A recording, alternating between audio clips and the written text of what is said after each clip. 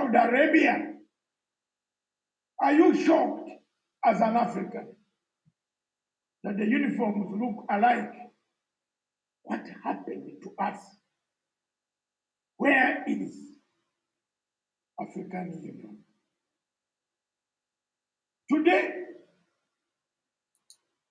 we are told that Mozambique needs help. We are told that Total Oil became a conduit. When you read this history, and my friends from Zimbabwe, Venus, Saxon, will bring you the real step inch by inch, how Cape Delgado, I'm not Portuguese, but I have a Portuguese granddaughter, Eradini, from my firstborn daughter, Miriam. She's watching because she said, Dad, I'll translate Grandpa, I'll translate some words. Yes, Africa. Many of you would like me to discuss internal dynamics of democracy. But perhaps I am the only person on planet Africa who thinks that Africa does not need elections. Yes. Do we need elections in Africa? For what? For killing each other? Do you need elections in Africa? Show me one country in Africa, apart from South Africa, which does not fight after elections. Show me.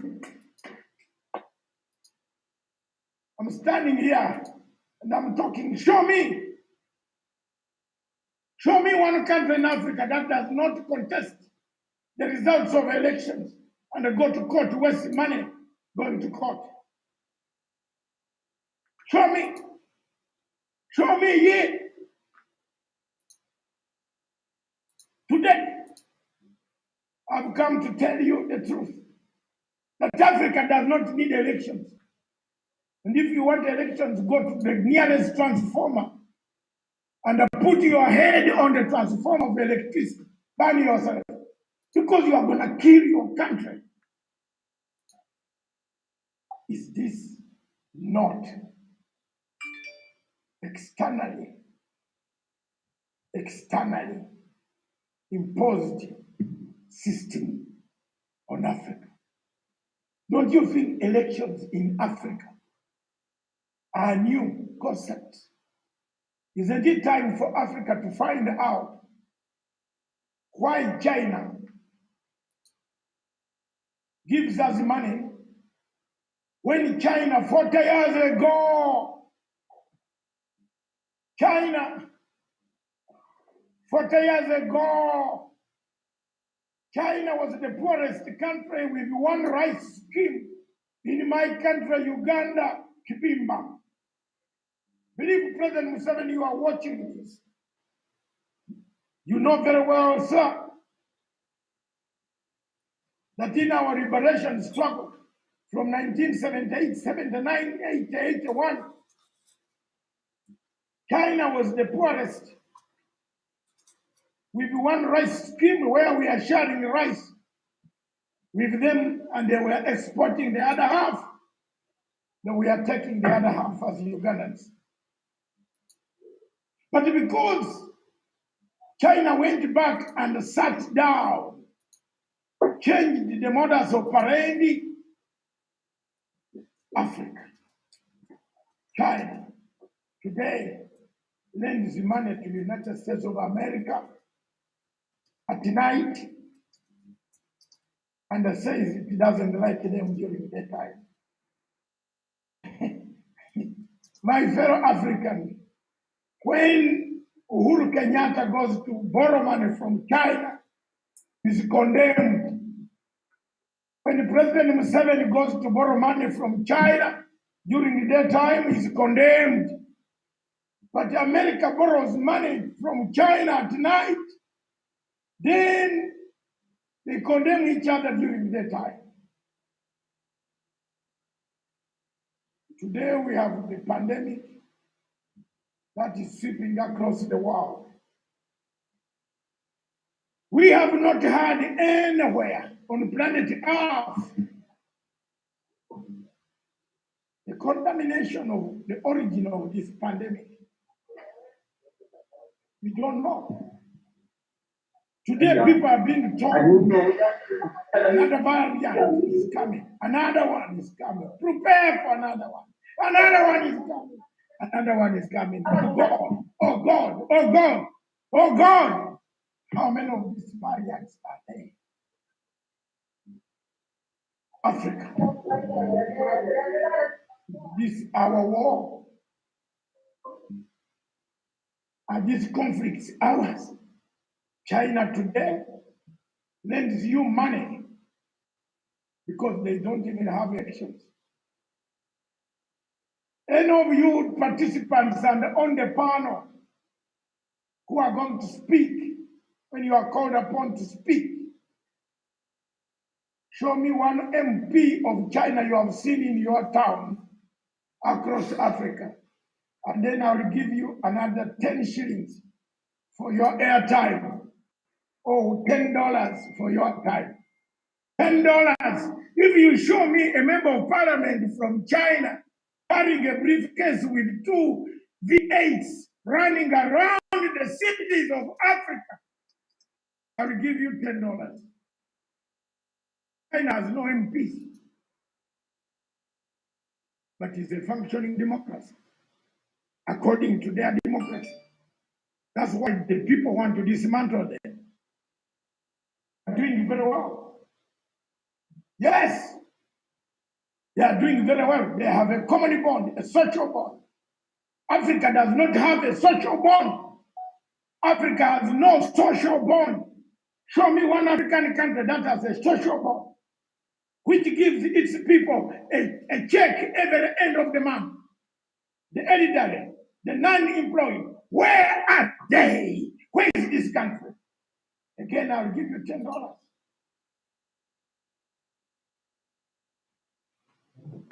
A check in Africa of the elderly retired takes 2 months to reach the elderly when he has died. This is the Africa where European Union comes with their packages. They package themselves. They say, we are going to solve a conflict in Mozambique. What the hell?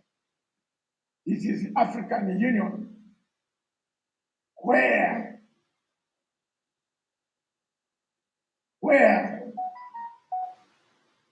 the European Union says we are going to support the people of Somalia. Then they end up themselves amongst the European Union countries. They say how much gas and oil has Somalia got. They divide themselves. Another European Union country called Norway says we gave Somalis a lot of passports. When Siad Barre's government collapsed and Americans ran away in disarray. Now we need this gas and oil in the Indian Ocean. Now the boundary between Kenya and Somalia must be talked about in ICJ. Is this our position? Haven't we lived together with Somalis without the boundary? Can you tell me single-handedly, wherever you are in this Africa, whether you know which, can you tell which boundary in Indian Ocean when you are passing with a ship? Which boundary? Who made the boundary? Is it a self Who imposed this conflict on us that we are today talking about imaginary oil, which is deep, deep down in the sea? Is this our war? Is this our war? If it is our war, tell me how Somalia and Kenya, if they went to war, tell me how it will benefit the two countries. The European Union will run in with aid. The same European Union is the one that allowed Norway to go across the Indian Ocean and find out the people that there is a boundary and there is oil under the Indian Ocean. We are watching a conflict coming very soon. The United Nations Security Council, under Chapter 7, should sit down and look at stopping any international cases around the Indian Ocean regarding the oil blocks and the maritime borders between Kenya and Somalia. Ladies and gentlemen, those participants, those watching across Africa in the 54 nations, and those watching in the metros of Europe, is Africa a zone for conflict? If the answer to you is yes, who causes this conflict? And again, if you know the answer, who are they? Today,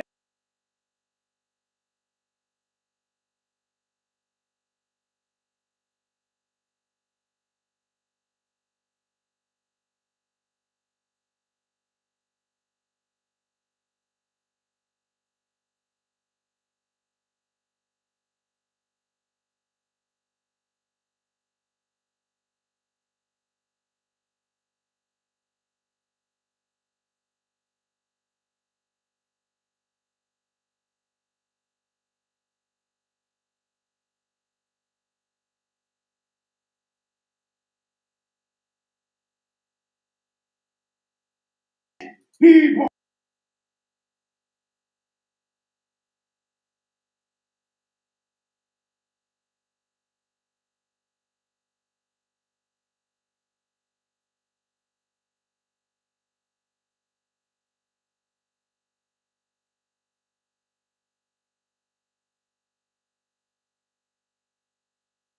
in the kingdom,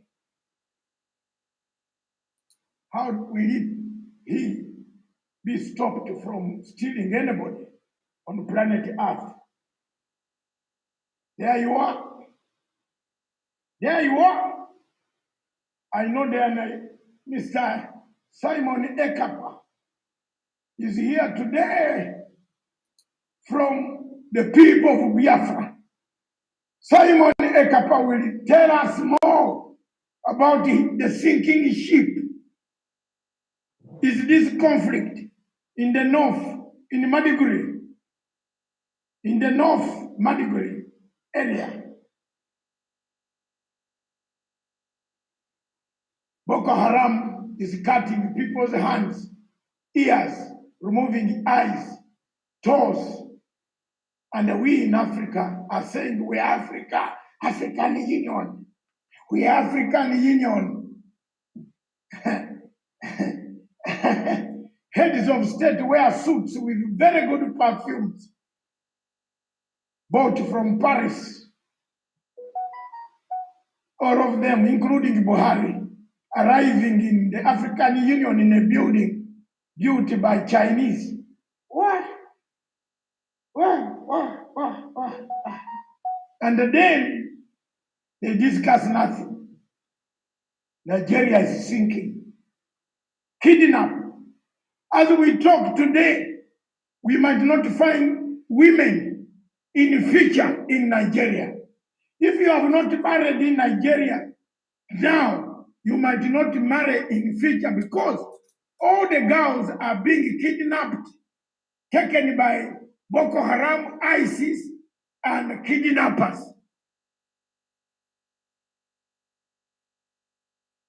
3/4 of schooling children in Nigeria have been kidnapped. Younger people have been sexually defiled, killed, slaughtered. We might not find a generation of younger people in Nigeria anymore. Across in Cameroon, there started a leader called Paul Biya. In Amazonia, Paul Biya has killed for 4 years, actually for more than 4 years, since 1961. Nigeria, a neighbor of Cameroon, the governments have been conniving. Obasanjo connived and did not take this motion further from the General Assembly. Remember Resolution 1608 of the United Nations Security Council General Assembly that gave the people of Amazonia the right to self-determination. This resolution was never implemented by Nigeria, the fear of Biafra. Are we together today? Let Africa think. Where are we heading? In Amazonia, people are being slaughtered. Thousands have never seen school because of the French-English crisis. The French-English crisis. If you don't speak French in Cameroon, you are an enemy of Paul Biya. If you don't speak French in Cameroon, you are an enemy of Paul Biya. Is French an African country language? Why should an African head of state force the people of Amazonia to speak French? Why doesn't he force them to speak their natural language? And you slaughter them, you ignore them, you sentence their leaders at 5 a.m. in the morning. I've never heard of a court that sits at 5 a.m.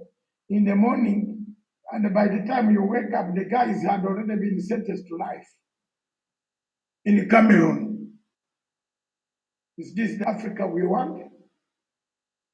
Across in Central African Republic, I'm giving you this so that it runs across, so that don't touch your country only. Talk about Africa. The conflict in Central African Republic is simply a conflict created by mercantile capitalism. Yes, look at the mercantile capitalism that is taking shape in Central African Republic. Every 2 hours each day, there is an Airbus leaving Charles de Gaulle Airport to go to Bangui. But it doesn't take passengers.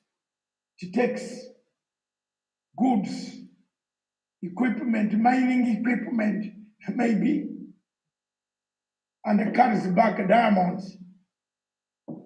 A few months ago, United Nations French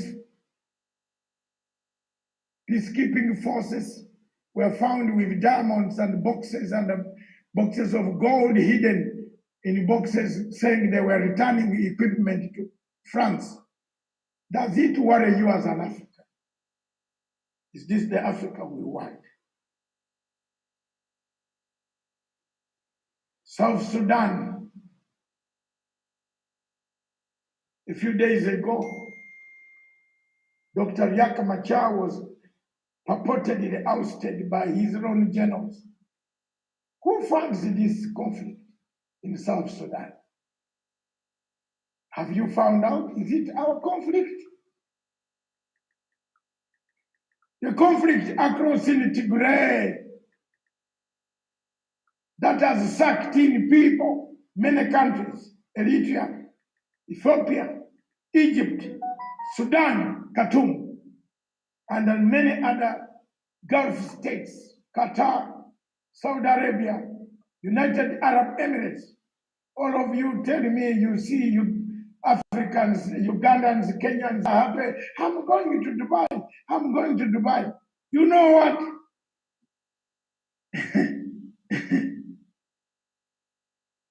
I want to tell you one shocking revelation. I call Dubai River Road of Kenya. Why should I live in London and go to Dubai? Because it has become a river road of Kenya. Why? I hate their policies. Look at the way they fund wars. They fund wars across Africa. The conflict down or up in Tigray is a complex conflict. The European Union is saying, oh, we have to do something. America is saying, we have to do something. Why don't you do something to save the people? What are we waiting for? Who is benefiting from the conflict in Tigray? Who wants to divide Ethiopia into several parts? Who? At least it is not me. And at least it is not Professor PLO Lumumba would not like to see Ethiopia divided. At least it's not President Kisano who will speak later on this conference. At least it's not the participants that I see here who want a divided Ethiopia, a divided Africa. But the conflict, the question that remains on us is, as Miriam is going to come up to read the question to people, to the participants, my co-convener or co-host, I'm the main convener, she's the co-host, and in our organization we give priority also to ladies to chair some sessions. Some of you who came in late, you found when we had already played a video that showed quite a lot. And I will ask the production team to bring that video as I make my remarks. Those were just remarks. I'm coming back with my paper later on. And I want to tell you that each participant, if you are giving a paper, you have 10 minutes. Ekpa, the main speakers have 30 minutes. Those who are on the queue, you have 30 minutes. The keynote speaker, professor, has more time. When you finish and the words are finished, or you are exhausted, your Professor PLO Lumumba, you can sit down. You have about 45 minutes to 1 hour. Because you like speaking. We are here today, but because of the protocols of COVID-19, we could not be all of us. There were several people who wanted to come, but the regulations are very clear. Ekpa, you have 35 minutes. Kuwesa, you have 35 minutes. Section, you have 35 minutes. And others who want to make contribution quick, 2.5 or 3 minutes. If you are making a suggestion, 3 minutes. If you have a short discussion, please make it 2 minutes. Tell us your point, ask your question. We are here to answer you. And our role is to make sure that everybody is happy. We know the problems that are facing Nigeria. We know the problems that are facing the people of Cape Delgado. We know Rwanda and Burundi don't talk. We know Uganda and Rwanda don't talk. We know the conflict in DRC Congo. Whose conflict is this? Whom does it benefit? Miriam will come up now. I will take this opportunity when the video is shown to take a briefer. I will introduce Professor P.L.O. Lumumba later on, after the video, to come and talk to us. As I told you, in the afternoon, more people are going to be online, including our guest of honor. The problems that kill Africa must be solved by Africans themselves. We must find a solution. And that solution is through talking, not through guns. I am a peacemaker, not a warmonger. I invite the video to play. Thank you.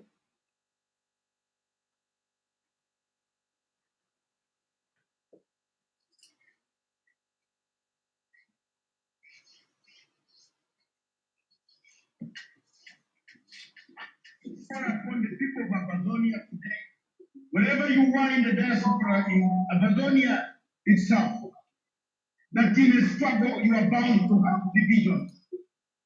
But divisions should not divert you from the main focus, the main challenge. We have struggled to expose the happenings, the human rights abuses in Amazonia. The army has killed hundreds and hundreds of thousands, burnt the houses of people, internet was cut off, schools were closed, dispensaries, hospitals were burnt down. Amazonians should not be intimidated by Paul Biya. It is not upon the leaders of Amazonia, because I am not from Amazonia. But I played a pivotal role in making sure that I put out the voices, I put out the call, I call upon the AU, EU, United Nations, Human Rights Watch, Amnesty International. Many of them have listened to some of the things that I say here, and they have come at last. America, United States of America, is slowly moving towards giving the Amazonian people the dignity they deserve. I therefore call upon the leaders and the leadership of the Amazonian people to unite for a purpose. The unity of purpose is paramount, as opposed to disunity, which has nothing but only produces ego that we have seen in South Sudan. What has killed South Sudan is not because they don't have the money, the minerals, the resources, is ego between Riek Machar and Salva Kiir. We would not like to see that ego come to the people of Amazonia, the leadership of Amazonia. I call upon Samuel Sako, Akanga, Miranda, and Ekpa to unite and talk with one voice on international scene that will bring about the peace, the tranquility that you yearn for since 1961, when the resolution 608 was abandoned by the United Nations General Assembly and Amazonia was annexed by the Cameroon government by then. I call upon you, my brothers, to pick up the unity call and free your people without this interpretation. Thank you.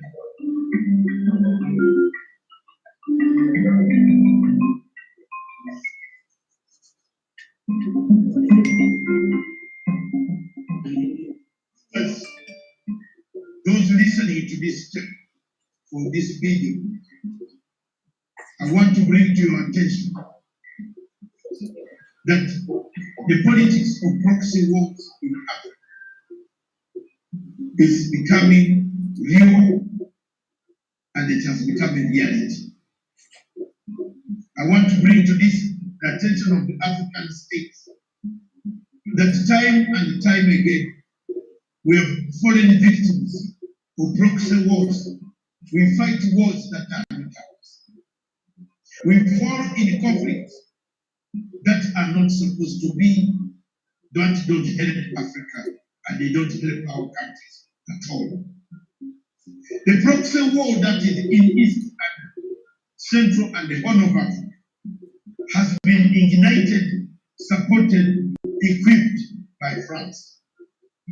It has been very real that the French government, quietly through its company called Total Oil, has been searching for resources around the triangle of East and Central Africa and the Great Lakes region and the Horn of Africa.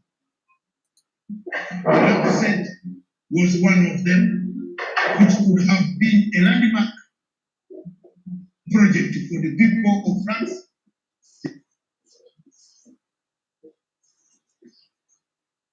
Indeed, they withdrew from it.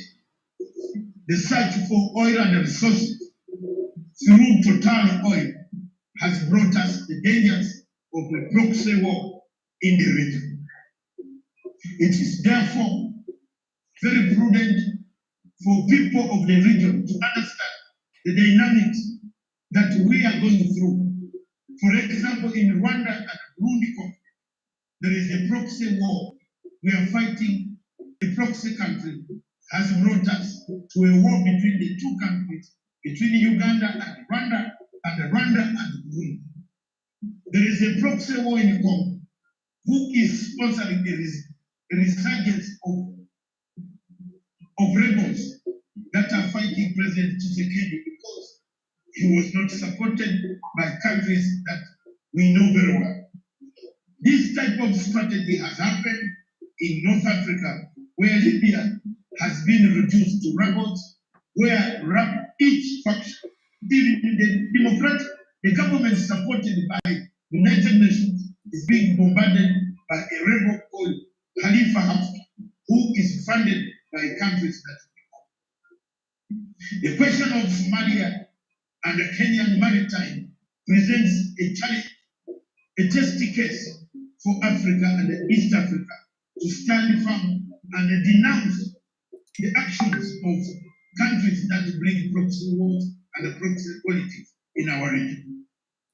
It is therefore my humble submission that for this conflict, for this to end, we must do enough public advocacy around the area to endeavor and explain to the international why this problem is going to create an imbalance in the peace in the region, and the regional peace will be affected. It is therefore my humble submission that as a Ugandan whose troops, brothers and sisters, mothers and fathers of other many millions Ugandans who are in Somalia, condemn any action by the smart government to try to resolve issues that should have been resolved amicably as Africans within the African conference. I submit, therefore, that some of us will come in my own faith to do now, from now onwards, to expose, to show the challenges of these countries that make us fight.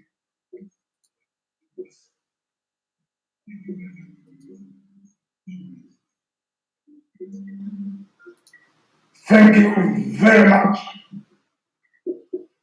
ladies and gentlemen, participants across the world, wherever you are in Europe, we now officially start. We have already had remarks from myself, Dr. David Matanga, the chairman of Pan-African Forum, chairman of Punchline Africa TV, the Ion Africa Radio, Punchline Africa, Africa World Media, and many organizations that come under my umbrella in the fight to make Africa better. I want to make it clear that this is a security-related meeting where we discuss the security of Africa, where Africa's security will come under scrutiny. It would be very prudent for security intelligence networks across Africa to listen, to take notes, to ask questions. Where have we gone wrong? Why is there no peace after every election? Why should countries in Africa preoccupy themselves with politics? Politics everywhere in Africa. People are up in Tunisia, you can see on the streets, politics. During a pandemic, people are still talking of elections across Africa, not only Kenya, not only Uganda, not only Tunisia. You see in South Sudan, you see in Ethiopia, you have seen in Somalia an election that is a mirage. This morning, the keynote speakers for the morning session will be Professor P.L.O. Lumumba, a constitutional lawyer, a speaker, a motivational speaker, a man who has been with me in and out in difficulties. We have been together struggling to put a word for Africa. There are challenges when people say, why don't you put your house in order before you come to tell us? But for us, our houses are not in Kenya or in Uganda. Our houses are in Africa. We cherish the dream. We love the dream of Nkrumah, Sekuture, Gabriel Nasser, Haile Selassie, Milton Obote, Julius Nyerere, Jomo Kenyatta, Patrice Lumumba, Benabera. Look at those guys who stood up. Baba Tafawa Balewa, so I cannot forget that guy, that gentleman from Hamid Secretary. Look, these gallant sons of Africa who stood up and said, hey, 50 years to come, you remember us. 60 years to come, remember our words. Nkrumah told you, whatever Nkrumah is today, must be saying, I told you. And the time is going to come when you also will say, we told you. Those who will come on the generation when I and the professor, because we don't know when we are going. None of us knows the date. And there are some prophets here who know the dates. Me, I don't know. I'm guided by God's will. Professor Pierre Lumumba has been at the forefront of talking about Africa. Most of you know his speeches. Some have taken his speeches, utilizing them Some have taken them and turned them into lethal weapons against their own states. Honestly, that's the Africa we have. I don't know how many Africans know that the United States borrows money at night from China, then tells us during the daytime, if we find you going to China, we shall stamp your passport. No entry. Hey. So PLO Lumumba is a man who did not grow where jiggers come from. But for me, my country has had several jiggers, but not in my tribe. It is only one tribe in Uganda which has jiggers commonly, that is Busoga. I am from a mountainous place in Mount Elgon, where Chemutai, who got the golden medal, comes from. Hallelujah, Chemutai, hallelujah. Today, we've taken a gold medal. The lady can run. She's from the place where I come from. Tall. We are all tall. 6 feet. They are going to grow. If she's not growing, she's growing higher. So thank you. I come from that country called the Pearl of Africa. Today we are not here to discuss our countries. We are here to discuss Africa. So I want to take this opportunity to introduce Professor PLO Lumumba and to allow Miriam just to call him, because as Miriam comes in, let him not come now. Miriam will call him, because Miriam is also a descendant of Professor PLO Lumumba. Another speaker will be Simon Ekpa. Simon Ekpa is from Biafra. He's in amalgamated Nigeria, a forced Nigeria. They call it a zoo. Some people say it is a zoo, but as a state from AU records and the UN records, Simon Ekpa will speak as a Biafran. Will speak this morning and I will speak again in the afternoon. Discuss several other aspects. It will make light known to the people of what is going on in his country. Another speaker will be Dr. Nyachama. Dr. Nyachama is a man who understands human beings. He will speak from that point of humanity. What can we do for Africa? Another speaker will be Juliet Mahapira from London. Juliet will speak from the women point of view in the diaspora. She's a senior member of the Liberal Democratic Party. She's a Kenyan from Kitale, but she has become very powerful in London to the extent of reaching the House of Commons, trying to run for parliamentary seat on the ticket of Liberal Democrats. And I told her to run on the Labour Party like me, because I'm a member of the Labour Party. In fact, if it had not been Zimbabwe, Professor, I had not told you this, I would have been the first direct African to enter House of Commons. Tony Blair and Robin Cook had given me a constituency where Labour was the majority.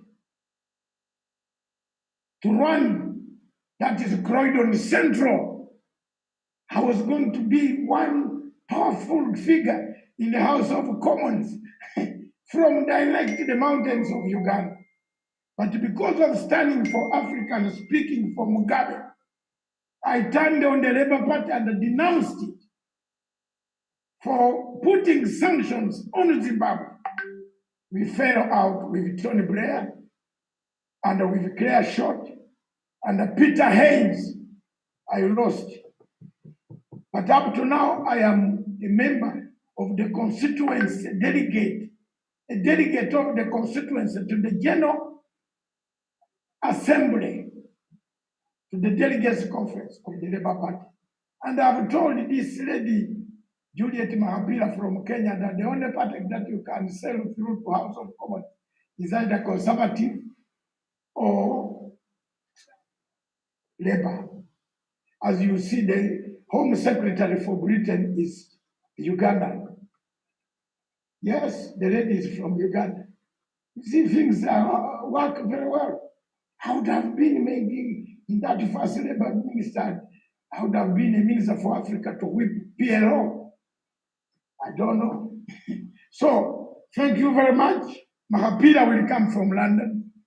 And the other speakers, those who want to speak, there is a lady from, there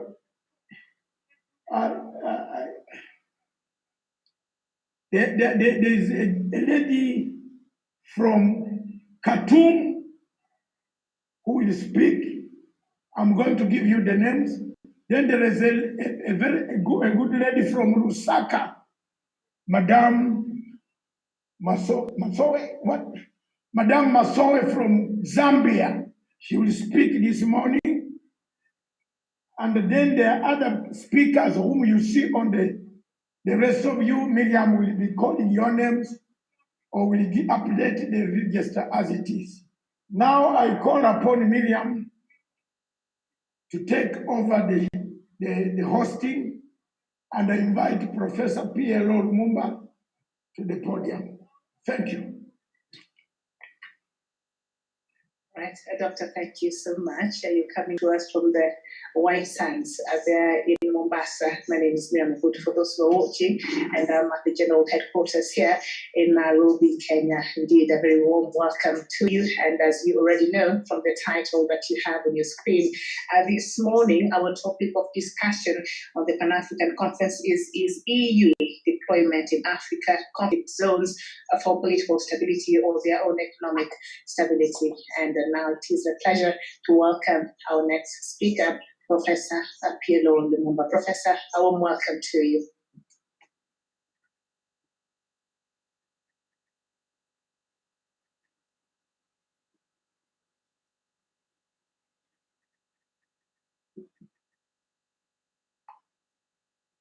First, let me start by thanking the Pan-African Forum Limited and its founder, Dr. David Matsanga, for putting together this conversation.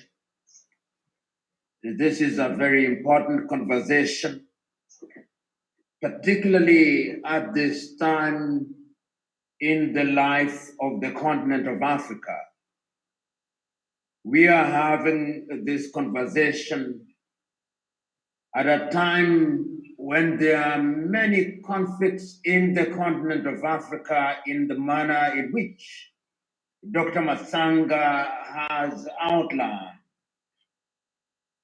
And these conflicts have different DNAs, if you may. One of the most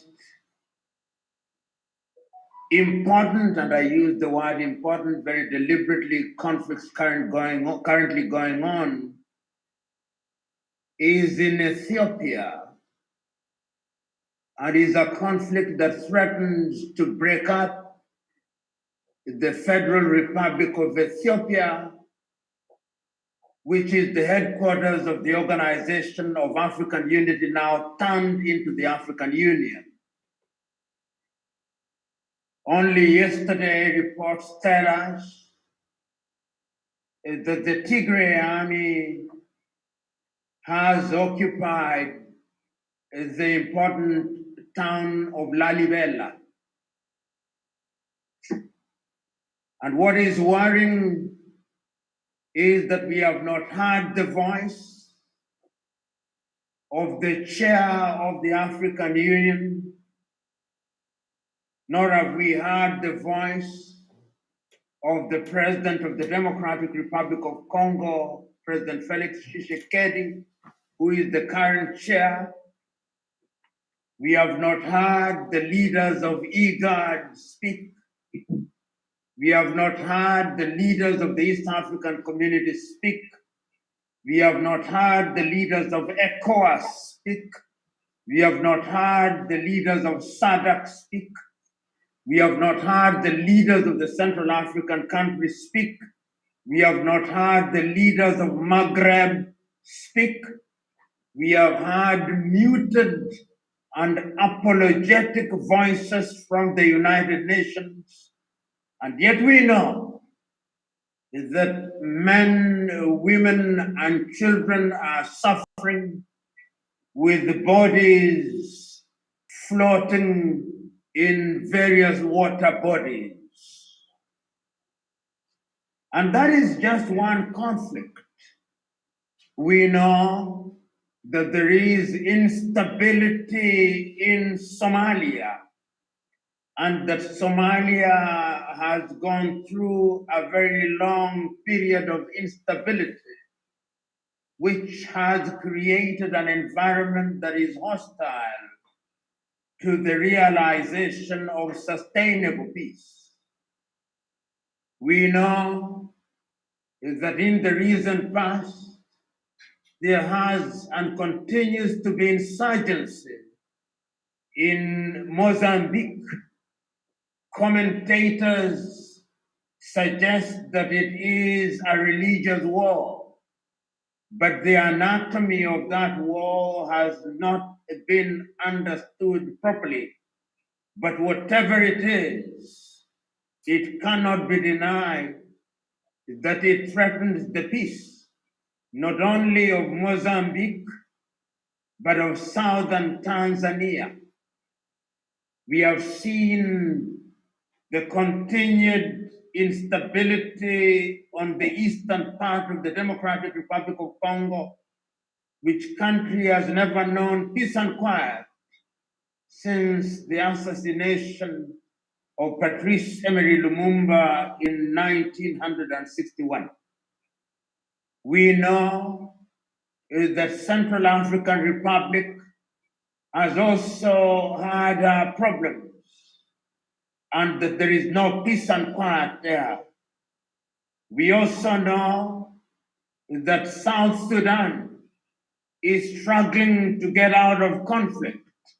And as had been stated this morning and yesterday in the media, no sooner had we imagined that with the swearing in of 588 members of parliament in Juba would herald a new peaceful dispensation, then we are told that another faction of Riek Machar's political party have disowned him, and almost immediately his own faction have disowned the other faction, which means that there is a breeding ground for conflict.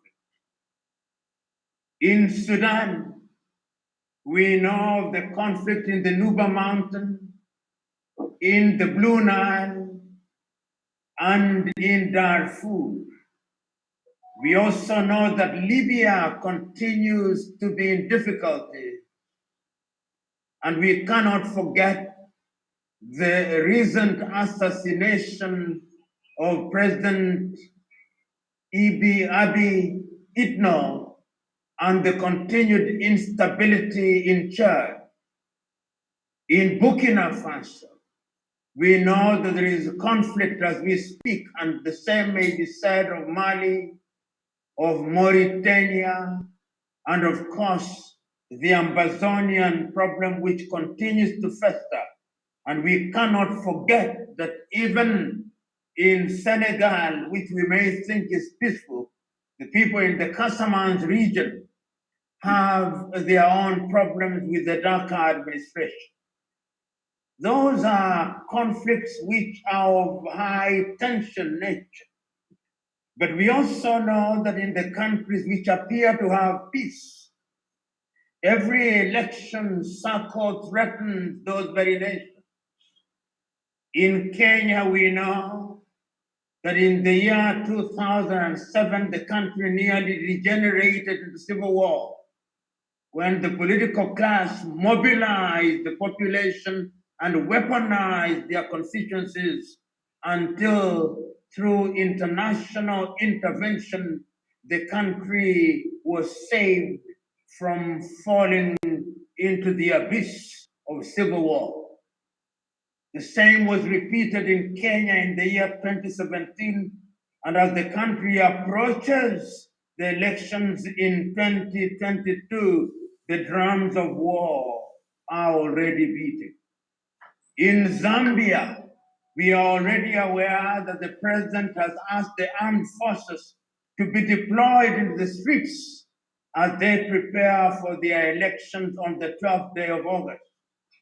And we know that every election cycle in different countries, only yesterday, the 5th day of August 2021, we saw young men and women in a most disciplined way demonstrating in the streets of Accra, Ghana, and demanding that they must have jobs. Africa is in a crisis. And that crisis is the one that begs the question which is on the table, and which I beg to rephrase. Are the conflicts in Africa internally generated or externally manufactured and fueled internally? Is it the case that the erstwhile colonial powers now operating under the aegis of the European Union is the manufacturers of those conflicts? Is it possible that even those that have left the European Union, such as the United Kingdom, are part of that conflict? In a nutshell, the question that is on the table is, why is it that so many years after the bulk of African countries regained their independence, the fragility of the African nation threatens the post-colonial state? In order to understand that question, I think it is important that we address ourselves, albeit briefly, to the historical origin of the modern African state. It is something that has been stated times without number, but in order to contextualize our conversation, it is important to repeat it again. The modern African state, and I'm using the word modern very guardedly, is a product of the Berlin Conference, which was held in Berlin, Germany, between the months of November 1884 and the month of February 1885. The very reason why that meeting was held is because the European powers divided the African continent into their spheres of influence for purposes of exploitation. The product of that particular engagement is that each of the European powers had their own spheres of influence, with France taking their own share, the Germans their own share, the Italians their own share, the British their own share, the Portuguese their own share, the Belgians their own share, and of course, we know that in certain parts of the continent, even the Arabs were present in countries such as Zanzibar, and the net effect of all these was that Africa was fragmented and African territories were then arbitrarily parceled out into what we now call the African countries. Chinua Achebe captures the end product of the Berlin Conference in his book, The Trouble with Nigeria, written in 1983, when he says that most African countries are mere geographical expressions and that they are created deliberately and designed to collapse. It is in this regard that you can understand that in a country such as Kenya or Uganda or Tanzania, you find different African nations distributed amongst these countries, as is the case in Nigeria, as is the case in most African countries, and that therefore, when the colonial enterprise was brought to an end, the post-colonial state was not meant to succeed. They were designed to fail. And indeed, in the cases of countries such as France, they were not even pretentious about it, so that they entered into a pact for the continuation of colonization, which saw former French colonies to continue to be treated as being under the tutelage of France and being directed from Paris. Indeed, that meant, among other things, that their economies were controlled from the French government, complete with a currency, the CFA franc, which is printed, distributed, and whose value is determined by the Paris government. That also remains true of the former Portuguese colonies, which were wrestled out of the combined Marcelo Caetano and Antonio de Spinola regimes in the 1970s and 1980s, when through sustained struggle, independence was captured from them by the Mozambicans, the Angolans, the Cabo Verdeans, and the Guinea-Bissauans. And of course, we know that the same was true of the former British colonies, and ultimately in Southern Africa, if they were arrested from the apartheid regime, which was a product of the apartheid philosophy articulated in 1948 by the Nationalist Party of Hendrik Verwoerd. Africa, therefore, is a continent that must be understood as the home of diversity. Somebody described that form of diversity, I think it is Simon from Nigeria, specifically in the Biafra region, who says that in Africa there is a dangerous form of diversity which militates against our unity unless it is understood and used to mediate African conflicts. That is the continent in which we find ourselves. And Africa has always been a victim, as all of us know, of diabolical conspiracies and diabolical machinations of the former colonial powers. Indeed, one can say that no sooner had African countries started regaining their independence than the former colonial powers started plotting the destruction and or destabilization of African countries. It is instructive that as early as 1961 in countries such as what we now describe as the Democratic Republic of Congo, individuals who were seen to be progressive, such as Patrice Emery Lumumba, were assassinated. The same fate was to meet Sylvanus Olympio in Togo. And no sooner had that happened, you will remember that other great African leaders were also assassinated. But let us retrace a little to understand how the diabolical machinations started very early on in the history of Africa. Prior or immediately after the independence of Ghana, which was the leading country in that regard, and I'm excluding Liberia, which was created in a unique manner in 1847, and excluding Ethiopia and excluding Egypt to a certain extent, and Sudan. When Kwame Nkrumah led the Ghanaians to regain their political independence, one could see the hidden hands of foreign powers at that time. I remember, courtesy of history, that after Ghana regained our independence, in a speech that was delivered on the day of independence, the subject for Kwame Nkrumah was as eloquent as he was passionate in reminding Ghanaians that the independence of Ghana meant nothing unless all other African countries regained their independence. And it is on that basis that he told them that the imperialists will always have different ways of ensuring that they stay in the continent of Africa. He said that imperialists do not change their character. They may wear different masks.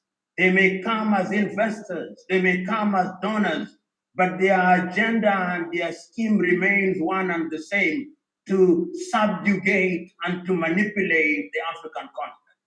It is on that basis and guided by that principle that in 1958, Kwame Nkrumah convened a meeting of African leaders, urging them that there was a need to create a front that was going to ensure that post-colonization, the neo-colonial project was not allowed to take root in Africa.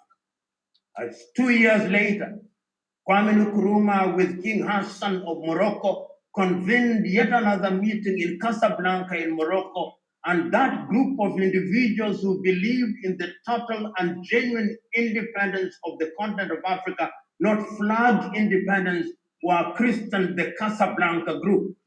At the same time, the erstwhile colonizer led by the French under the leadership of their retired Army General Charles de Gaulle had recruited Cote d'Ivoire's Felix Houphouët-Boigny and Tubman of Liberia, and indeed they had a meeting initially in Monrovia in Liberia and subsequently in Antananarivo in what is now known as Madagascar, then known as Malagasy, and that created what was then described as the Monrovia Group. So that when Haile Selassie convened a meeting in the month of May between the 23rd and 25th days of May in 1963 in Addis Ababa, Ethiopia, there were two factions which were on the table at that time. One can say that there was the Casablanca group, which was clear in its mind that Africa needed to enjoy total liberation and to ensure that the neo-colonial project was not allowed to thrive, and the Monrovia group, which was led and whose agenda was articulated by Felix Houphouët-Boigny, who took the view that Africa needed to grow away, and I'm using the word grow very deliberately, from colonialism in a gradualist way. It can be said that despite the urging, despite the spirited cajolement of Kwame Nkrumah, it is the Monrovia group that won the day in Addis Ababa in 1963, and instead of a United States of Africa, we ended up with the Organization of African Unity, which was a watered-down version of the United States of Africa that Kwame Nkrumah had demanded as a way of immunizing the continent against the vagaries of the neo-colonial project. And I dare say that today we are paying for the choice of those lukewarm leaders not to listen to Kwame Nkrumah. Because when they did so, in a very surreptitious and in a very diabolical way, the erstwhile colonizers continued to be the puppeteers, and the newly colonized countries became puppets and marionettes, which were controlled. If they were not controlled from Brussels, as in the case of Congo, they were controlled from Paris, or they were controlled from London, or they were controlled from Madrid, and of course, subsequently, some of them were to be controlled from Moscow and from Washington during the Cold War. The net effect, therefore, is that Africa has always been a continent that is under the attack and assault of foreign powers. Even as Africa was continuing to labor under the choreographed machinations of the Western powers, which were designed to ensure that African resources were being taken away, other powers were also coming into the continent of Africa. It is in this context that we must understand the coming into force of the Soviet Union after the World War II and the emergence of the Soviet Union as one of the world powers and the emergence of the United States of America as the other world hegemon. There was now a contestation of an ideological nature, and Africa became a theater of this conflict. Leaders either affiliated themselves to the Moscow spirit of communism or affiliated themselves to the Washington philosophy of capitalism. Even if those leaders had been, or those countries had been colonized by France or the United Kingdom, the greater Q now came from Washington, which was leader of the conceptual West, in the same way that Moscow was leader of the conceptual East. What we then saw were conflicts and the propping up of dictators. How many of you listening to me and present in this forum will not remember that leaders such as Joseph Desire Mobutu, later to rename himself Mobutu Sese Seko, remained in power because he was a puppet of the Washington regime? How many of you will forget that leaders such as Jean Bedel Bokassa in Central African Republic remained in power because they were puppets? How many of you will remember that leaders such as Mashias Nguema Biyogo remained in power because they were puppets? And how many of you will forget that even leaders such as Dauda Kairaba Jawara in Gambia remained because they were puppets of the West, including with titles of adulation such as Sir Dauda Kairaba Jawara? And how many of you will forget that leaders such as Siad Barre and Mengistu Haile Mariam remained in power because they were being supported by the Moscow government? And we know that after the collapse of the Soviet Union, then the world changed in what was described by political commentators and political scientists as a unipolar world. And the systems that were under the tutelage of the communist powers now came under the sphere or the domination of the United States of America and resurgent European Union powers, who are now telling African countries that the only way in which we could lend you money, because at that time economies had also been destroyed and the only available sources of lending were Western institutions, the Bretton Woods institution to be exact, the International Monetary Fund and the World Bank. What we were then told, and African countries and African politicians were told, in order to be accepted into the fold of the politically civilized, you had to embrace something that was described as democracy. And this democracy had to be defined by the conceptual West. And it meant, among other things, that you had to embrace multi-party politics. It meant that you had to hold frequent elections periodic. It meant that you had to have heads of state, presidents, or prime ministers whose terms were limited. It meant that you had to have non-governmental organizations, most of which were funded from European powers and whose agenda was to articulate Western ideas of human rights and Western agendas in other spheres. Many African countries found themselves coming into that fold, so that many of the intellectuals in Africa, whether they like it or not, became proposal writing machines, writing proposals to NGOs in Germany, NGOs in the United States of America, NGOs in Sweden, NGOs in different parts of the world. And despite their protestation to the contrary, they merely were puppets. They merely were recipients of little pittances being paid to them. And he who pays the piper, the old saying goes, calls the tune. So you had an African intelligentsia who, to use that neo-Marxist term, and I'm saying this is neo-Marxist, I'm not myself a Marxist, but they were and could be described as the comprador bourgeois. And these comprador bourgeois continue to operate in Africa under different guises. You find them in NGOs, you find them in governments, and I dare say that they are the fifth columnists via which these Western organizations and Western powers continue to operate in the continent of Africa.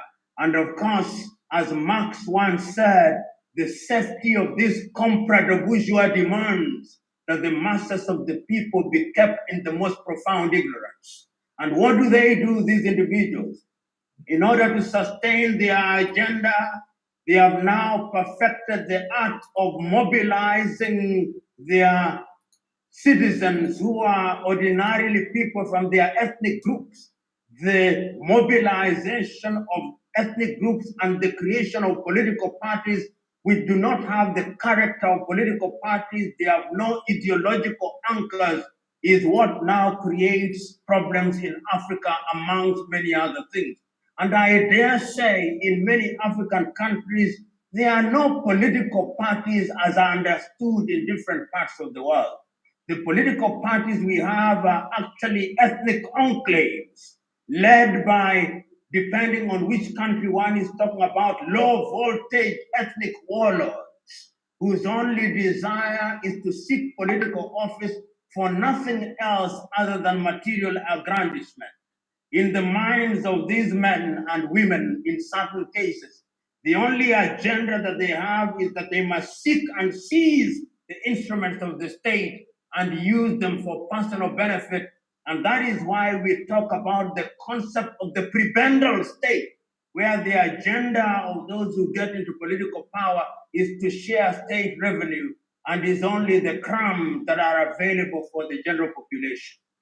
When you are operating in an environment such as that, then you must know that conflict is always knocking at your door if it is not in fact sitting in your very sitting room. And I dare say that that is where Africa now finds herself. In the recent past, of course, we have seen the emergence of China. China has come into the African scene like a juggernaut. It has come in the nature of a Trojan horse. It comes with goodies in the forms of railways, in the forms of stadia, in the form of roads, in the form of development of ports and other things which are visible and which can then be waved to the gullible electorate as constituting development. And in that way, China has entered the hearts and minds of very many African leaders. And today, there are very few African countries which are not under the beck and call of China. Has it ever been lost on you? Have you ever not wondered why it is that Africa, with our 54, 55 countries, depending on whether Morocco agrees that Sahrawi is a country or not, why it is that it's only African countries that periodically once a year are summoned to Beijing and all of them run to Beijing to be addressed by one leader of China?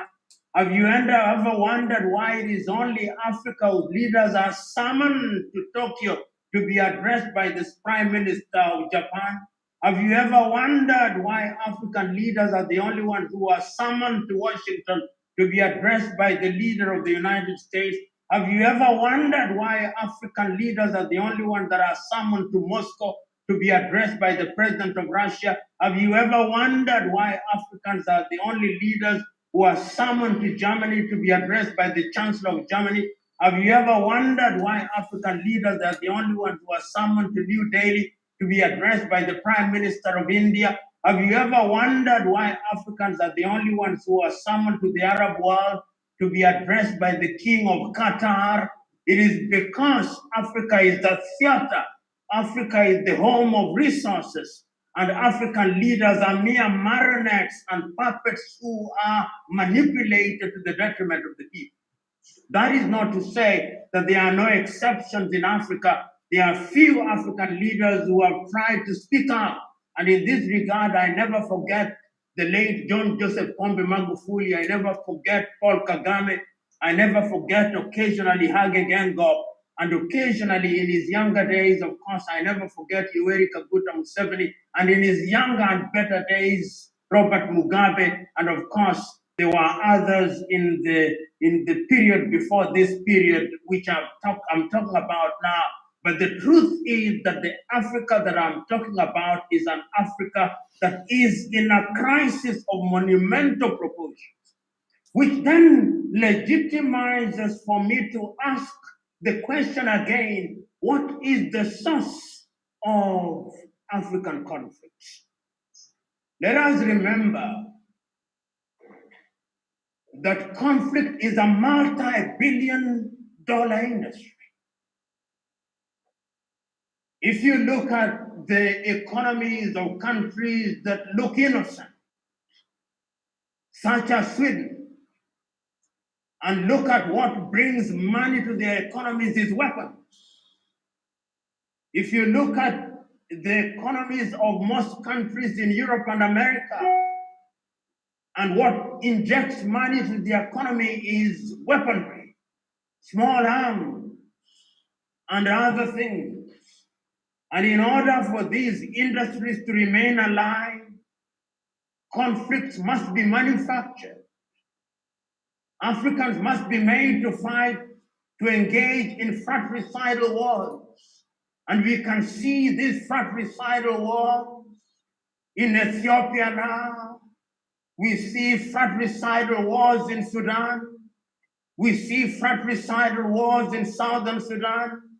We see fratricidal wars in the Democratic Republic of Congo, fratricidal wars in Mozambique, fratricidal wars in Cameroon and in Amazonia, fratricidal wars in Mali, in Nigeria, in Burkina Faso, in Mauritania, in Libya, and in many parts of Africa. And when these wars are being prosecuted, money is being made in the billions. And you must also know that poverty is also a multi-billion-dollar industry. And as long as you ensure that Africans are wallowing in the muck and mire of poverty, you can engage in humanitarian action, and in that way you continue to sustain Western organizations. War and poverty are multi-million-dollar industries. But does it mean that we ourselves are free of guilt? No, we are co-authors of our own misfortune. The misfortune of Africa is that our men and women who have had the honor and privilege of presiding over our affairs post-independence, except for a very few of them, have been men and women who have no agenda for the continent. They are men and women who want to occupy political office for personal aggrandizement, as I said. They are men and women whose only desire is to lord it over their people. They are men and women who are possessed by the spirit of egotism and megalomania. They are men and women who have no vision for their country. They are men and women who are myopic. They are men and women who do not want to address the critical problems of food, the critical problems of health. They are men and women who, as we have seen during this pandemic, cannot lead their countries to embrace science.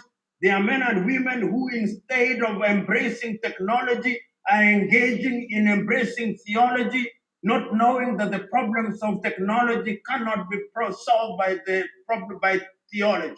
We cannot pray into action that which we can acquire through science.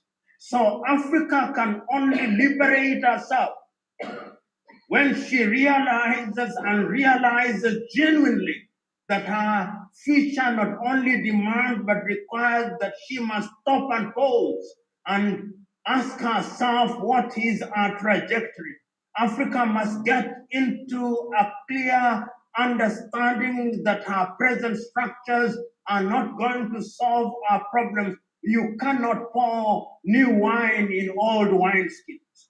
Organizations which are in a suspended state of animation, such as the African Union, must be revamped and reorganized if Africa is to know and to realize our potential. I know that in the recent past we have come up with projections and schemes such as Africa Agenda 2063, and there is nothing wrong with the promises of Africa Agenda 2063. I know that we have the African Continental Free Trade Area, and there is nothing wrong with that. There is nothing wrong with the Maputo Protocol. There is nothing wrong with the Malabo Protocol. There is nothing wrong with the Kigali Protocol. There is nothing wrong with all those initiatives.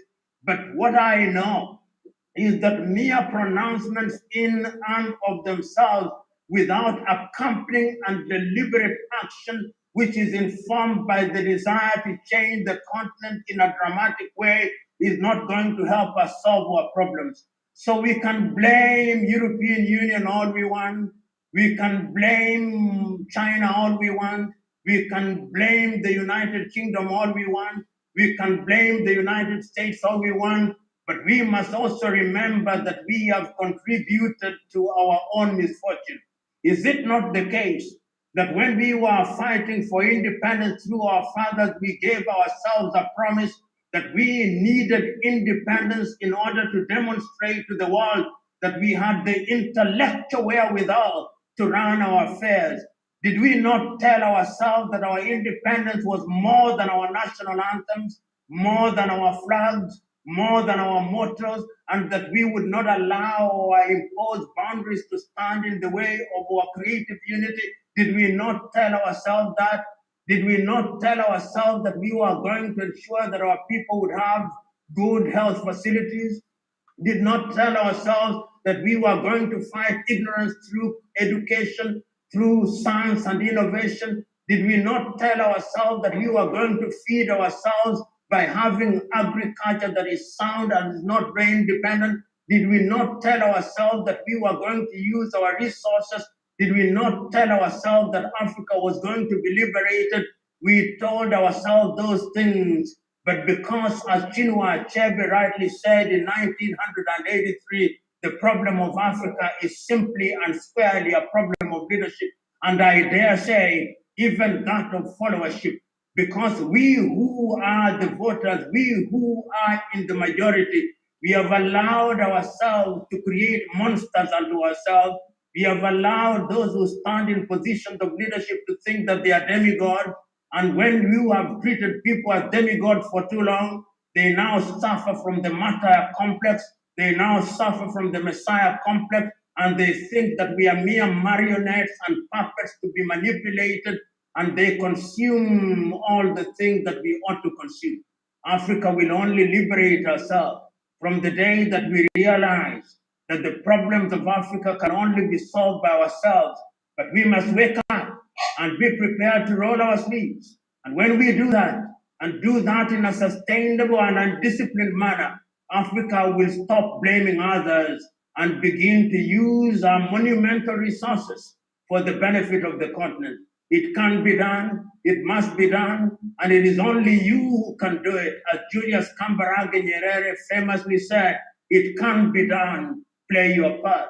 And as the Osagie for Kwame Nkrumah famously said, we cannot solve these problems by looking east or west, we must look forward. Thank you very much.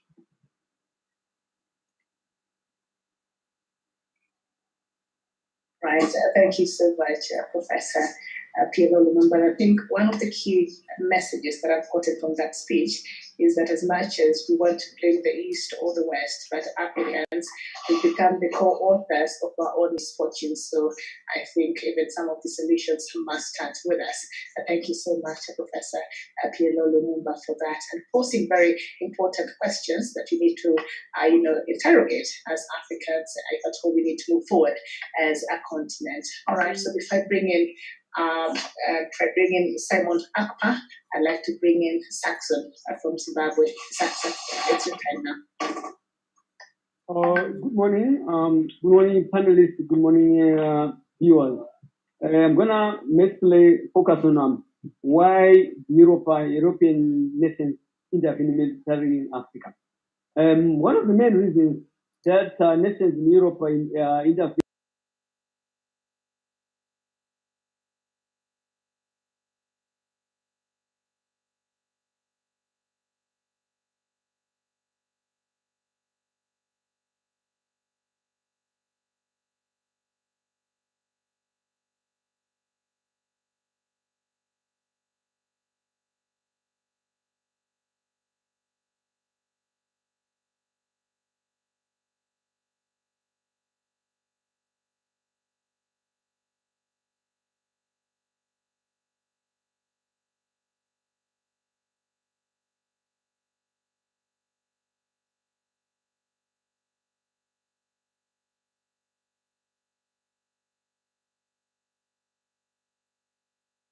actors do decide to intervene, it is primarily for motives of security, prestige, economic interest, rather than for humanitarian reasons. The weight of the past relations with Africa can also be a driver for European military intervention, but the impact of that past is changing. France's enduring ability to project military power on the African continent and influence political events there yet has been central to its self-perception as a major power. However, since the end of the Cold War, France's paternalistic interference has been increasingly questioned, not at least by Africans, but by other nations as well. This has produced a gradual and somewhat reluctant turn to multilateralism on the part of the French leaders, drawing on in-depth case studies of recent French intervening policy. France's efforts to reassure critics is by securing multilateral endorsements, share burdens and liabilities through collective implementation, and reaffirm its status as a major power by spreading complex missions through its intelligence systems, which are the messages humanitarian help, not direct foreign help. The threat of terrorism is prioritized over issues of material wealth, outright, and the environment, which are equally potent threats to human society in the context of France. Such a threat is intersubjective and can be used to justify not only military action but also determine development strategies, climate change action, democratic change, and even territories of African states, so long the actors external to Africa continue to draw the narrative. First, neoliberal economic policies that impose the austerity on African governments increase the likelihood of armed conflict, which in turn led to selective intervention by foreign regimes. You understand, during the early 1990s, IMF, the Bretton Woods Institute, they sold their economic social adjustment programs to many nations, and these social adjustment programs led to destruction of social safety nets, which had been put in place by newly independent states, and thereby this led to a lot of riots, demonstration. For instance, I can give an example in Zimbabwe in 1999, where the West riots, which were caused by a rise in staple food, our maize meal, because the IMF had said we should remove subsidies, but we were a young economy which was donor dependent. So you see how these neoliberal economic policies impacted on African governments, thereby creating conflict which warranted them to intervene. Like in 1991 with the 1991 Somali War, where Muhammad said Bara did to wage a protracted war with the US Marines, which this war later became the burden for Africa after the Americans fled the butchering by the Somali terror army. Secondly, US military presence expanded after the 9/11 terror attack, and this impacted African setup. I think we've started noticing the terror groups, the Al Qaeda and Mahreb, we now with ISIS. This is the result of a foreign creation where these guys are fighting their own wars. Like the issue of terror started in 1939 when the United States funded the Mujahideen for when they fight in the Soviet Union. And later they broke ranks with Al Qaeda, Bin Laden, who later started setting bases in Africa, and Africans paid dearly for this. Americans started bombing the terror targets, and in turn, these terrorists started killing African people. And the Americans later set up bases here, and these bases were not only for humanitarian purpose, but were meant to protect their own interests. The same applies to nations like United Kingdom. They also came in under the guise of fighting terror. And if you've noticed, the problem of terrorism is increased in Africa because of their presence. Because they've got the issue of Arab-Israeli conflict, which the Americans and the Europeans are supporting the Israelis. And these terrorists only follow them to destabilize them and to fight back, like targeting their interests. In the same vein, the Africans are caught in the web. The decline of humanitarian justification for military intervention might signal broader trends in which the project of human rights, the right to protect, which was used in the attack of Libya in 2011, also in Mali in 2013. Libyan intervention under the pretext of the right to protect was a cover-up, as the real reason was to start the vision of the United States of Africa, which was championed by the late Colonel Muammar Gaddafi. The vision of late Colonel Gaddafi was going to affect the economic interests of the Europeans. So the only way they had to do was to remove him. And they used some of African nations, like South Africa, who voted for the resolution which authorized military attack on Libya. And at the end of the day, you've seen these military conflicts, they don't benefit Africa at all. Intervention by the Europeans. Right now, if you look at Libya, life is worse off. The Europeans have looted the oil. If you had checked the deposits of oil reserves, so whenever the Europeans intervene, they intervene for their own economic interest or prestige. Aside a few examples of conflicts where the Europeans paid the debt, i.e., because their interests were not affected, or even they participated to support those conflicts. The conflict resolution community seems to pursue conflict resolution efforts in Africa from a variety of purposes and interests, and with policies that are often replete with ambiguities and contradictions. This situation may be the reason why many African conflicts may be silenced but remain largely unresolved, because the underlying factors of those conflicts do not have been addressed. It will be more cosmetic solutions that would have been suggested. The solution may be okay. Because African conflict involves activities of seasoned peacemakers using the best of personal skills and recently developed knowledge about ways of managing and resolving conflict. International efforts at conflict management has not been particularly effective or efficient in overcoming disasters that have brought them into the continent. The critical question then is how we understand the problem of conflict resolution in Africa. When the actors mainly external to Africa propagate the ideas of peace and conflict resolution, corresponding mainly to their own interests and views of African world. The examples of military and economic texts concluded by French-speaking leaders with France's independence are a case in point.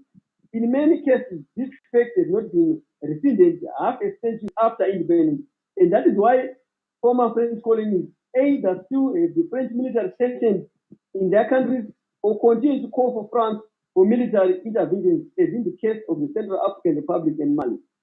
In Africa, the concept of state or nation is based on Africa's colonial past.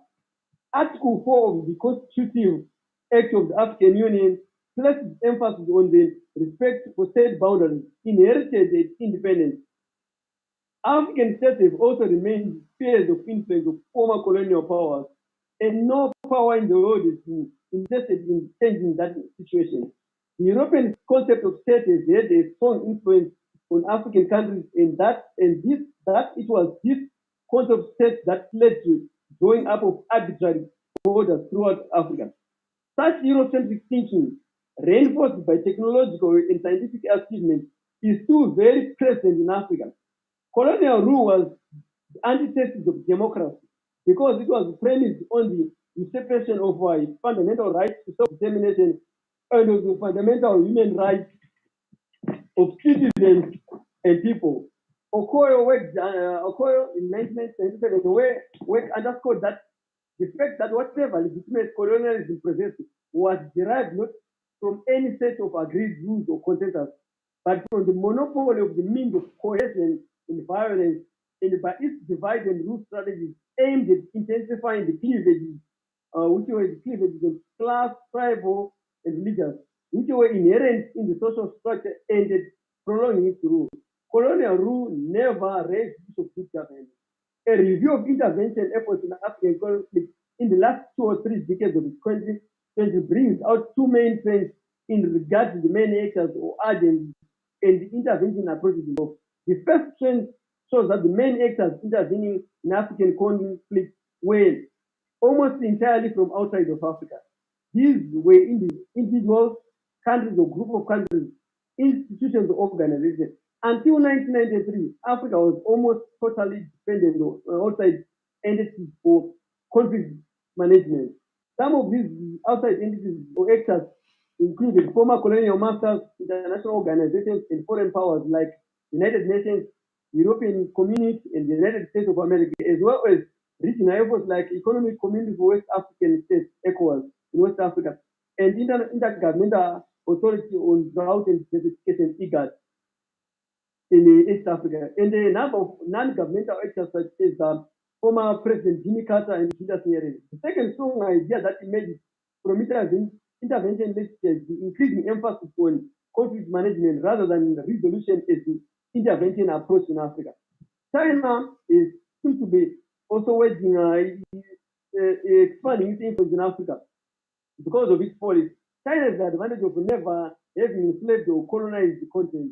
China has also not made the false promises quoted with neoliberalism, whilst the West and the IMF and the World Bank put conditions that only aid in the uplifting of Africa. China has so far been willing to provide unconditional aid in invest in infrastructure. At the same time, however, it really takes full advantage of the opening up of markets and that neoliberal economic policy over the last 25 years have offered and incumbent. So far, unlike the United States, China has not sought to establish military bases in Africa to protect its economic interests, which the US has sought to establish through the setting up of AFRICOM. International humanitarian and peacekeeping efforts have often been marred by conflicting interests that have sometimes led the people they intend to assist. The war and terror, like it's called war pre-antecedent, has increased American and European military presence on the continent, generated a new external support for repressive governments, and contributed to an escalation of violence in many regions. Rather than promoting security, outside intervention has often intensified strife and undermined prospects of peace and demonstrating once again how failure claims of the past is obfuscate the pitfalls of the future. European military interventions are either meant to stabilize African nations or meant to protect their economic interests. When Mozambique waged a brutal civil war, which ended with the signing of the Roma Code in 1992, and the African initiated peace deal around 2013, we didn't see any European nations intervening in the crisis, which killed many millions, because this crisis was their own creation. For your own information, the Renamo outfit was the creation of the Rhodesian Central Intelligence Organization. It was led by Ken Flower. And when Zimbabwe got its independence, the Central Intelligence structure changed, and the Renamo was now funded by the apartheid in South Africa. The Europeans and the Americans seem so even intervening in the lives of Mozambicans in 1976 and around 2013 when they were sporadic disturbance after the 1992 Roma Code, because their interests were not served. When Mozambique discovered oil in 2011 and the Europeans invested, and the terror group started the marauding wars in around 2017, Europeans became interested because their interests were affected, meaning they don't value us, they value their prestige and their economic interests. Europeans and Americans don't value Africans shown by their inept to protect Africans from civil wars, which they've been fighting since the 1970s. The Mozambican Renamo has been funded by their kids and kin, and these European nations never made an effort to resolve the conflict. But now they are raising, they are even deploying troops in Cabo Delgado because Shell, Total, and other European countries' business interests are now affected. Right now in Mozambique, they are disturbing in central Mozambique from the breakaway of Renamo. But none of these European nations have suggested to deploy troops there. Why? Because they enjoy interest there. Angola underwent a blood civil war after its independence. And who was funded UNITA was Portugal. Portugal is an European nation. And none of these, the European Union or even the United States, talked about sending troops to stop the war in Angola. At one time, South Africa begged apartheid intervened to support UNITA, but none of these European nations raised a question or even tried to assist. At one time, UNITA's military prowess was more powerful than MPLA-led government. And if were it not for Cuba, Luanda would have fallen. And these European nations, they didn't see any problems with that. Then it was all fine when Africans were butchering each other because their interests were not served. The Democratic Republic of War is never known peace. The Democratic Republic of War, former Zaire, has got 90 minerals of economic interest. The reason why it has been never known peace Simon, is because Saxon, yes. Saxon, you have 2 minutes to summarize. Okay. The Democratic Republic has never known 2 minutes to summarize your speech, okay. make your points, and we thank you very much. Okay. Thank you. The DRC war was supported by Belgium and the CIA, which actually imposed Mobutu Sese Seko. And when Mobutu Sese Seko was deposed, the Southern African nations supported Laurent Kabila, and some of these nations, like Zimbabwe, paid dearly for affecting European interests in the DRC. And after the intervention of nations like Zimbabwe, the United Kingdom sided, the US sided the UK in the bilateral conflict, resulting in the imposition of sanctions on military establishment of the Zimbabwean government because they affected their European and American interests. Rwanda genocide in 1994, the same European nations never paid interest when Africans were butchering each other because their interests were not served. So the issue of military intervention in Africa by Europeans doesn't serve our interests, but promotes and perpetuates their hegemony. And after the military intervention, they come in with these NGOs, which are meant to perpetuate and protect their interests, thereby fostering policies meant to ensure their continued looking to enhance their economic hegemony. I submit.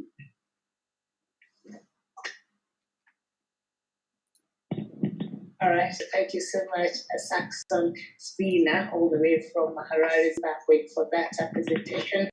Next, I'll welcome Dr. David Matanga, who in return will bring us the next speaker, Simon Ekpa. Dr. Thank you. Thank you very much, participants across the world, wherever you are in Africa, from West Africa in Banjul to East Africa in Asmara, North Africa in Cairo, South Africa in Cape Town, Central Africa in Kigali. Thank you very much for watching us. Thank you very much for listening to our show this morning. I hope we are still in the morning session. Afternoon, morning. What is the time?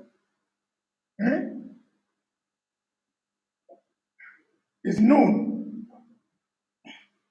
Thank you very much. Now, there are 2 points that I want to make clear and to bring you back to the topic. Professor P.L.O. Lumumba raised a number of things. It looked like he changed the program, the question to us Africans. Am I wrong, Prof? You changed the question to us. And I want the next speakers to change and to answer those questions. Is it us who are the problem? Is the problem on the continent of Africa, or it is a continent which is a package that comes from France? There, I and the professor, we shall struggle on it in the afternoon again. I will be on a different side. I don't want to tell you, but I want other people to convince me that this problem is an African problem. It is us Africans who cause this problem. And we are part and parcel to blame. It is us who always become conduits of this war. It is us who call these guys to come in. Do we have the will to manufacture a toothpick How many African countries manufacture toothpicks? But our trees are cut in Garamba Park, in Mabira Forest. And then you see trucks and trucks of timber going to China for China to make toothpicks. And then we see women and men loaded in Kenya Airways, Uganda Airways, Qatar, Emirates, Air China, going to buy toothpicks and bring them back to sell them to us. So where is the problem, Prof? We want the speakers to focus. The problem of Mozambique is narcotics. And the President Nyusu, we are putting you on notice. This is not this is not going to be a honeymoon for you to hide under SADC and not to be told that you are part of the problem that caused the war in Cape Delgado. Yes. Yes. Why was this war not there when Chisano was there? That's why we need Chisano later on this afternoon. Frelimo is a party created, supported by Africa. As I bring in my next speaker, I want to thank both speakers, Professor Piero Lumumba, for significantly bringing in the aspect of our problem. In some African countries, we are told we have to have elections every 5 years. Do you have the money to hold election every 5 years? And then you go on borrowing this money. You are borrowing the money every time to do an election. Then when you cheat it, they come to say you borrowed our money and we want accountability. You say, no, this is my election. This is my country. This is my what? Have you seen the problem we have? Professor brought it on the table. This is the 21st century. Some African countries are telling people, instead of giving them technology, they are giving them all this stone edged equipment. Whew. Oh, yeah, what? What a show today. Bro, you brought something. There's something you spoke that touched my heart. This stone equipment of creating fire, of rubbing a stone on a stone when we have already moved. This is the poverty of faith we have on the continent of Africa. The arbitrary dictatorial tendencies of leaders in Africa. You talked of leaders gathering in African Union, Prof. Buhari also calls himself a leader. He gathers in African Union. When younger girls in Nigeria are being abducted every day, why don't you sit home like a Pombe Magufuli? The late did not attend these stupid things of AU, UN. Hey, Africa, we want to talk. Now, Saxon dealt with the background of colonial mentality. I want to keep you up to date with the debate. As Simon comes in, Simon Ekpa is a Biafran. He's a Biafran who struggles for independence of a Biafran state. Our work here is to listen, to talk to every African, as long as you are not a terrorist. Because we don't talk to terrorists. And we don't want people to label others terrorists because they want to have power. Don't label people terrorists because they have disagreed with you on opinion. You label Al-Shabaab terrorists because they have a uniform from Saudi Arabia. But you don't even condemn Saudi Arabia. Did they steal the uniform from Saudi Arabia? They come and they use the same uniform to maim us in Nairobi and Kampala. And then you keep on saying, I'm an African, climbing an Airbus plane going to London. I'm an African head of union. I am an African, Paris. I am an African going to Germany to go and discuss. Why don't you ask questions? Why is Al-Shabaab wearing a uniform similar to Saudi Arabian army? Who gives them the uniform? Why are you not asking Saudi Arabia? How did the uniform that Al-Shabaab wears reach Mogadishu to this type of Farmajo's government?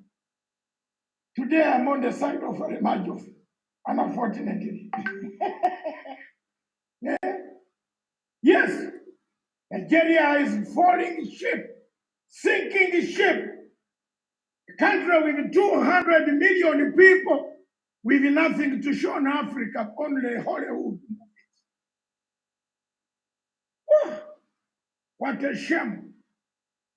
My next speaker comes from that country. He's a Biafran.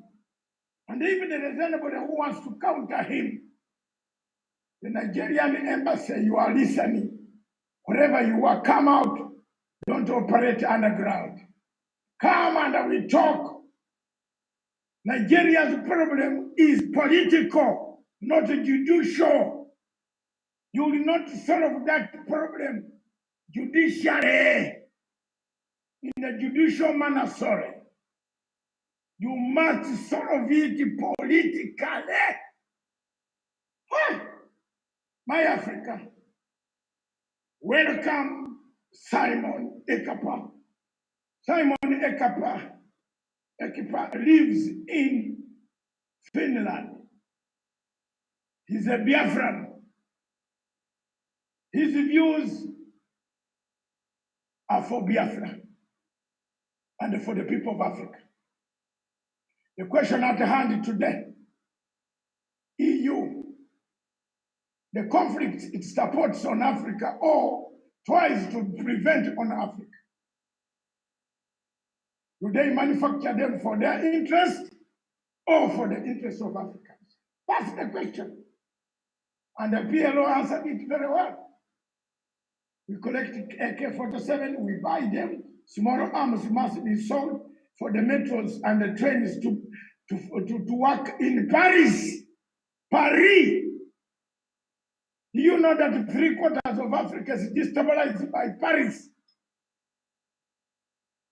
Are you ashamed that after Afghanistan, the United States of America wants to offload gun, some conflict in Indian Ocean again, near Palma? What is Palma? The center of narcotics. Thank you very much, President Uhuru Kenyatta, for blowing a ship that came from Palma. Woohoo! Don't you see that? Very interesting. When the President Uhuru Kenyatta blew the ship on the sea in Mombasa, where I am, the world condemned him. Some people condemned him, you saw. But we people who have been fighting drugs against narcotics. But where was the narcotics coming from? Afghanistan. Where was it being offloaded? Palma. Why is Mozambique a conduit of narcotics? Wait for my paper this afternoon. Hallelujah, walai. It has to come out. For now, I call upon Simon to give us his views. Simon Ekpa. Thank you. Thank you very much. I can see you are wearing the real African. Yes. Thank you. Simon You are wearing the real African attire of Kingdom of Africa. I love Biafrans. I've loved them, I've supported them since 1967. I supported them. My father was a good supporter. My president, Dr. Milton Obote, was a good supporter. I love Biafrans. Nyerere, my man, the mentor I follow, and whom Professor PLO here follows, loved Biafra. Kaunda, who went away a few days ago, loves Biafra. They were the first people who stood up and said, recognize Biafra. My father took me to that conference when I was a younger man and said, come to Kampala while you stay at your uncle's place in a place called Naguru, while we go for the conference in Speak Hotel. And I kept on saying, what is this problem that my father wants me to see? I did not know he was telling me you will one day stand up for 6 good years, free, voluntarily, defend what my father started together with others. I call upon Simon, you have 35 minutes. Take it away to 45 minutes. Bring us to perspective. Welcome, Simon, on board. Thank you. Thank you. Thank you very much, Dr. Matanga, for this wonderful opportunity given to me today to be part of this conference. I greet you. I thank you for setting up this particular conference where we will discuss issues affecting Africa as a whole. I also thank Professor Flo Lumumba for always being there for Africa as a Pan-African. I also thank him for the fact that he is now speaking the same language with us, and I really appreciate him for that. Also, welcome our viewers. Professor Lumumba has said a lot of things that I wanted to point out, and on that note, it is going to be a lesser problem for me. Professor Lumumba have pointed out a lot of things, including why have we ever wondered why the leaders in Africa are always going to some place to pay homage and get directive from them. Of course, this same question he has answered. I will also address it from my own perspective and from my own context. What is the problem of Africa? The topic today, as you said, is EU deployment in Africa conflict zone for political stability or for their own economic stability. First of all, the problem with Africa, especially the African leaders and Africans, is that when we take one step forward, we take 10 steps backward. What do I mean by this? I mean that when Africa take one step forward, they take 10 steps backward. We remember the history of Kenya, the history of Uhuru Kenyatta. Uhuru Kenyatta's father, when he was being persecuted for fighting for freedom of his people, Biafrans, and a Biafran leader in the name of Dr. nnamdi gave him protection in Biafra land.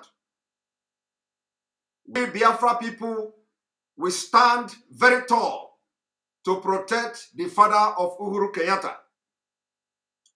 the president of Kenya today. That was a step forward. That was a step forward to serve humanity, respect for freedom, respect for self-determination. That was so many years ago.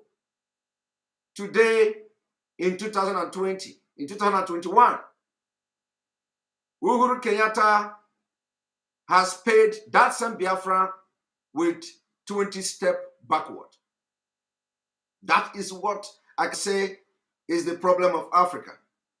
Our leader, the leader of indigenous people of Biafra, were abducted in Kenya by the Nigerian government, kidnapped, taken to a private apartment in Kenya with the help of the Kenya authorities, police.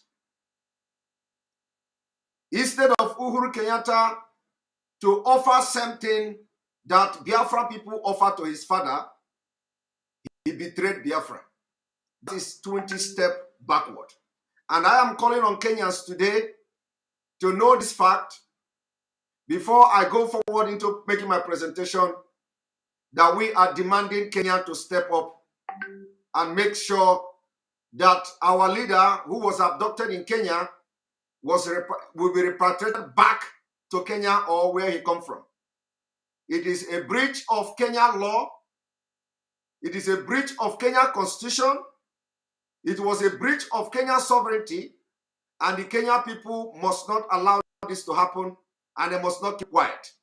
Nigeria cannot come into Kenya and abduct somebody from a different country and you are all keeping quiet. So I'm calling on Uhuru Kenyatta to remember that Biafra people that he allowed Nigeria to kidnap today, we also offer the same help to his father. And as a result of the help we offer to his father, that is the reason why Kenya is as it is today. Kenya were able to be a better country today because of the selfless service, because of the sacrifice of the Uhuru Kenyatta's father, of which nnamdi, a Biafran, and Biafra people were part and parcel of that sacrifice. Now, going further, whether this European invasion or presence in Africa is for us, is for Africa people, I will want to say this. I also thank Professor Lumumba for the fact that he acknowledged and agreed that in Africa, especially in Nigeria, we have a dangerous diversity. Dangerous diversity that must be dismantled for us to move forward and progress. Some of you do not understand how life works. For us to have a better life, for us to have a better and secure society, we need to undergo a very rigorous and tough process. Very tough process. I want to tell you that for a diamond to be formed, it has to undergo about 2000 to 2002 degree of heat, of temperature, to be able to form and become diamond.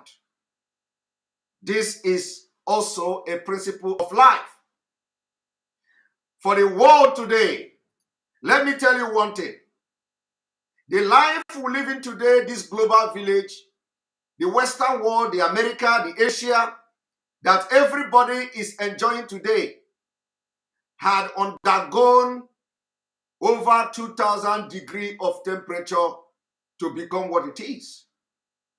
The European that are sending or deploying some troop in Africa for stability has also undergone 2000 degrees of heat to be able to become stable, to have the opportunity and the possibility to begin to send troops to Africa. How were they able to become this stable? They undergo wars. They went through wars. Wars. Let me now give a little bit illustration to this. For example, somebody who were giving birth in 1900. If you are giving birth in 1900, the process of the world becoming a diamond started in 1914. The World War First begins in 1914. So if you are born, or if you were born in 1900, at age of 14, you already witnessed the First World War. As the world continued to undergo the process of this 2,200 degrees to become diamond, when you become the age of 18, over 22 million people were dead as a result of the First World War. As time goes by, shortly after that, you had what we called the Spanish pandemic. The Spanish pandemic killed over 50 million people. This same corona you see today, we have had it. All these things are part of design for the world and the global village to undergo a very high degree of heat. Spanish flu killed over 50 million people. But if you were born in 1900, by then you are 20 years old. Then as you grow, at the age of 29, we had what we called the economic crisis, global economic crisis, which collapsed the New York exchange, causing inflation, unemployment, and hunger all over the world. So, and if you were born in 1900, you were just 29 years old. The world was still undergoing the degree and the very highest degree of temperature for us to have a global village we have today. As you continue to grow from the economic crisis, you become 33 years. In your 33 years, 3 years later, or 4 years later, you have the Nazis coming to power in the West. And as the Nazis came to power in the West, you continue to manage your life and grow up to 39. At the age of 39, you have what we call the World War II. The World War II began when you were 39 years old. And that was what led to the Holocaust, where over 6 million Jews were slaughtered. That was the world and the global village undergoing a process that will later shape in the world to what we have today. And in that World War II, over 60 million people died, and they were just 39 years old.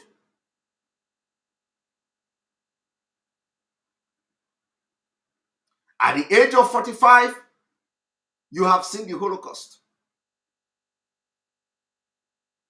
So when you grow and continue to grow, you get to 52 years old. The Korean War began.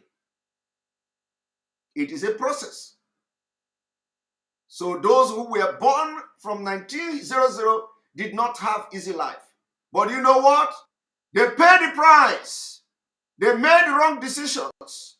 There were wars, there were killings, and that has propelled the world to begin to think on a way to avoid crisis and avoid World War II or World War III. That led to the creation of United Nations.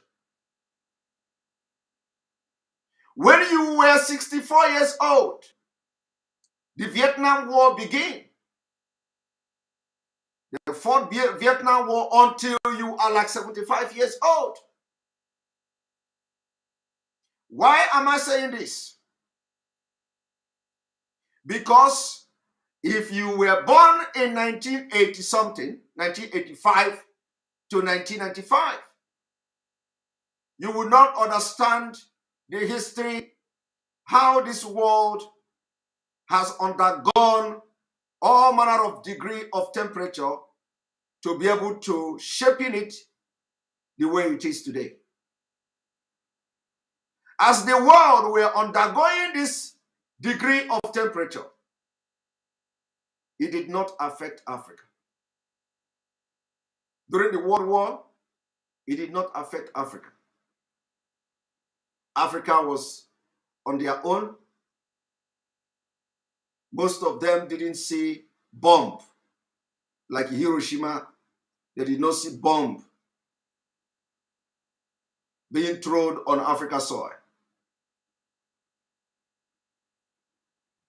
So, in 2020, you sit in your comfort zone and you say, we must not agitate for freedom of our people.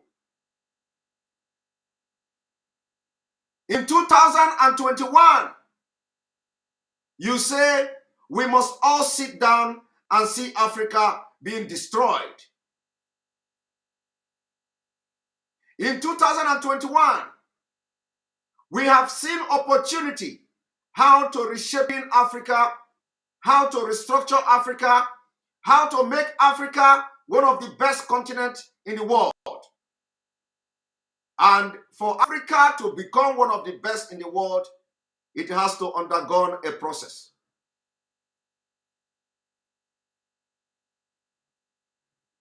For those who are using South Sudan as example, that when Nigeria is divided, you are going to have crisis. For those who are using those countries like South Sudan to say, if you get Biafra, you are going to have crisis. Let me tell you, as you continue to allow the West to control you, claiming that in diversity, you are going to be better. Let me tell you this. If you continue to allow Africa to remain the way it is, you are only compiling the problem. It is mental torture. Mental torture.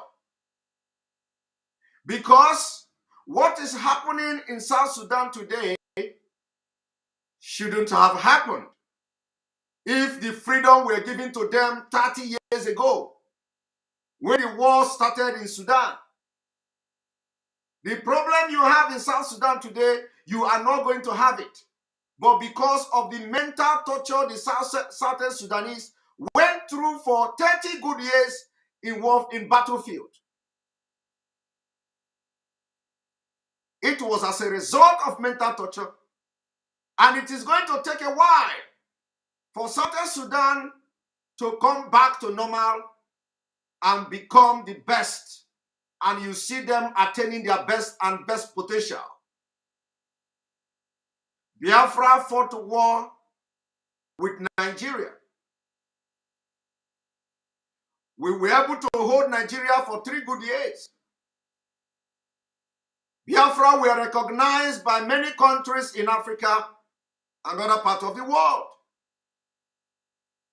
Today, we have come to say, because of the impunity in Nigeria, because of the dangerous diversity in Nigeria, because we want the best for Africa, we say we want the freedom of Biafra from Nigeria. And the more you delay this freedom of Biafra people, the more you subject Biafrans to mental slavery, mental torture, physical torture, that will also affect their mental reasoning their brains, just the way the South Sudan are going, what they are going through today. The only difference why Biafra can never be the same thing with South Sudan is because Biafrans are more civil. We are scattered all over the world. We have governed ourselves before South Sudan. We have tested the sovereign state between 1967 to 1970. We have been able to govern ourselves during the Eastern region, and we are going to do it again, and we are going to do better.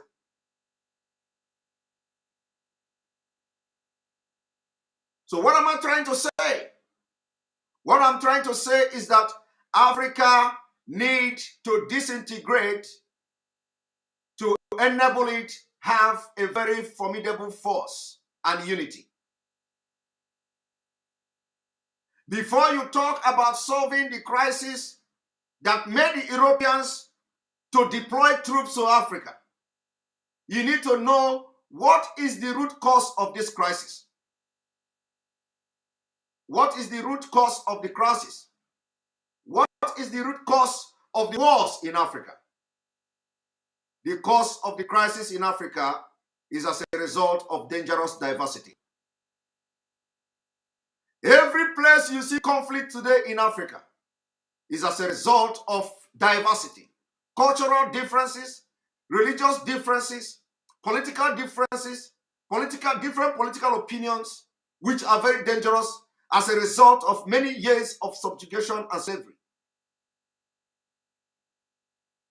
So what I'm saying now is that the more you delay disintegration of Africa, which will start from Nigeria, the more doom that is going to befall Africa. What we are doing now is to save the future. We may not be the one to enjoy whatever we are fighting for today, but we are fighting for future generation of Africa. But if you continue to delay the disintegration of Africa, just like the European Union have it, you are subjecting people to mental torture, which will have a side effect, which will come with consequences. The consequences of such can be seen in South Sudan. South Sudan is a very good example, is a very good case study. Had it been that the United Nations came to the rescue of South Sudan like 30 years ago, you will not have the conflict you have in South Sudan today. But because they allowed them to continue to have the mental torture for over 30 years, how do you think you are going to be in war, fighting war for 30 years and you are going to remain the same? You can never remain the same. And the people who are going to enjoy South Sudan will be the generation to come. This generation of South Sudan will continue to pay the price of long subjugation, of long slavery, of long mental torture, which the world subjected them to. We do not want to undergo the same process with South Sudan. That is why if you love Africa, you must rise up today to agree and identify the fact that Nigeria needs to be disintegrated, and other African countries that feel that they are not the same need to be disintegrated for a better Africa to emerge. Today, we see troops from France. Why are the France or French people sending troops to Africa? Why are there the conflict there in Africa? Because of diversity. This diversity must be disintegrated in order for peace to return to Africa. When we divide Africa along tribal line, when we divide these countries along tribal line, French will not have no reason to send troops. But the more you delay this disintegration of Africa, the more you delay the disintegration of Nigeria, the more you are subjecting the people to mental slavery and mental torture. The more you are creating room for crisis when they eventually emerge. Let me also tell you, the top 5 countries that had their independence. I want you to show me where a country called Palau. Palau is an independent country. They have population of about 21,500 people. Are you aware of that? A country called Palau. Palau got independence in 1994. They had about 2,100 people as a population. Do you see any crisis there? The answer is no. It is not a matter of population. It is not a matter of size. But I'm telling you today that Palau as a country, independent state, they got their independence in 1994 and there are just 21,000 people in that country. Do you also know about East Timor? East Timor got its independence in the year 2002. Why? Even though there may be some kind of disagreement there as a part of society, but it is not the kind of disagreement, it is not the kind of crisis you have in a very dangerous country where you have dangerous diversity like Nigeria. You also may have heard about Montenegro and Serbia. Montenegro and Serbia got their independence in 2006. Do you see any crisis killing like in South Sudan? The answer is no. So the question is why? Why are they not killing in Montenegro? Why are there not killings in Serbia? Why are there not crises like in these places like in South Sudan? Because South Sudan in Africa has been subjugated to mental torture for 30 good years of war. Why would the UN allow South Sudan to fight a very bloody war for 30 good years? It has affected their mental capacity and they are no longer normal. So the people who are going to enjoy South Sudan will be the generation that is coming. And by then, you are going to use South Sudan as a case study of countries that have worked and progressed. Another country is Kosovo. Kosovo got independence in 2008. Do you have in Kosovo the kind of crisis you have in South Sudan? The answer is no. Why South Sudan got its independence in 2011? 2011. From 2011 to now, you are using South Sudan as a case study why you cannot support Biafra. It is very absurd. So what we are saying is we need to copy. We need to copy. Copy is allowed. Look at how Europeans were able to disintegrate their country along tribal line.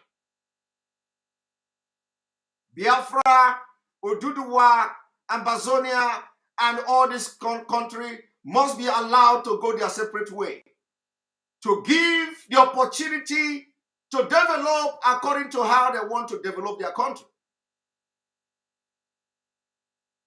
We talk about our leaders going to pay homage to other leaders of the world. It is because of inferiority complex. Because of inferiority complex, because of greed, because of ignorance. Ignorant in the sense that, tell me if during the 1960s or before 1960s, Uhuru Kenyatta father will come to Biafra for refuge. And the Biafra people granted him protection. We gave him food. In Enugu State today, in Enugu State, in Biafra land, we even named the street before Kenyatta, Uhuru Kenyatta's father. Our territory, our street were named after Uhuru Kenyatta for fighting for the freedom of his people. But what are we getting today in return? We are getting backstabbing and betrayal from the same man we helped his father. Had it been that Uhuru Kenyatta's father did not come to Biafra, who would know his fate today? Who would know what will become of this current Kenya president today? Nobody knows. I have not come to this conference to insult him. But this is the part of problem of Africa. Betrayal, betrayal, betrayal. When we are talking of how to develop Africa, how to be on top of this game in global village, globally, we see people who are educated, who knows laws, who knows treaties, who understand what diplomacy means. They are breaching it, betraying their own people with impunity. We saw Uhuru Kenyatta in London. The Kenya have come to give a statement denying their involvement. But the question is, were nnamdi Kanu actually in Kenya? The answer is yes. This is part of the problem of Africa. We need to begin to understand that a disintegrated Africa will favor every one of us. We need to understand that as France and the French people are sending troops to Africa, they are sending troops to Africa because they are comfortable in their own country. The question is, what makes French so comfortable in their own country? Is because they have one language,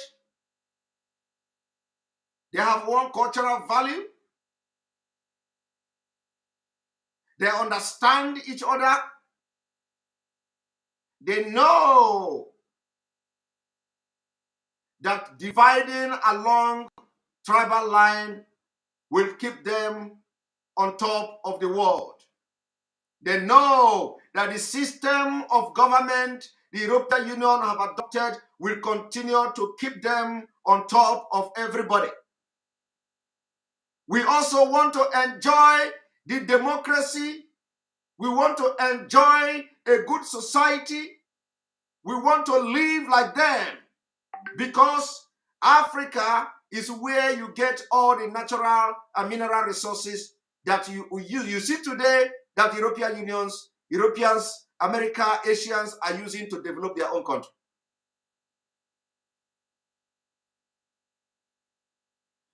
Professor Lumumba made a very important pronouncement, very important references on this conference today. And I agree with most of the things, if not all. The question now is, how do we solve this problem? How do we solve this problem? We will solve this problem by confronting our problem in Africa. We cannot solve this problem by shying away. When we see the problem confronting us, standing right before us, we need to confront it and solve it. How do we confront this problem? Everybody must start to speak and understand that the liberation of Africa starts from Nigeria. the liberation of Africa starts from Nigeria. The end of insurgency in Africa starts from Nigeria. Africa needs a country that will become a role model to other countries in Africa. As it stands today, like Professor Lumumba said, the leaders of Africa have failed. There are few leaders who can do and still stand on their word. But many of these African leaders have failed, and they will continue to fail. There is only one opportunity, only one possibility to solve it, is by looking into the Africa most populous country, Nigeria. Nigeria that sponsors terrorists, Nigeria that sponsors terrorism, Nigeria that sponsors extraordinary rendition, Nigeria that sponsors kidnapping, Nigeria that go into another man's country to kidnap and repatriate a suspect. How do you think that Nigeria and Africa is going to be better?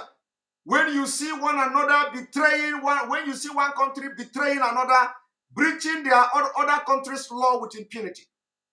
How can you have a better Africa when Uhuru Kenyatta is the chairman of African Union or something, and you see another African country coming inside his own country to have somebody kidnapped? And today, nobody is talking about it. How can you have a better country? How can you have a better continent? How can you have a better Africa with that kind of mentality? Everybody have suddenly realized that Gaddafi was doing a good job.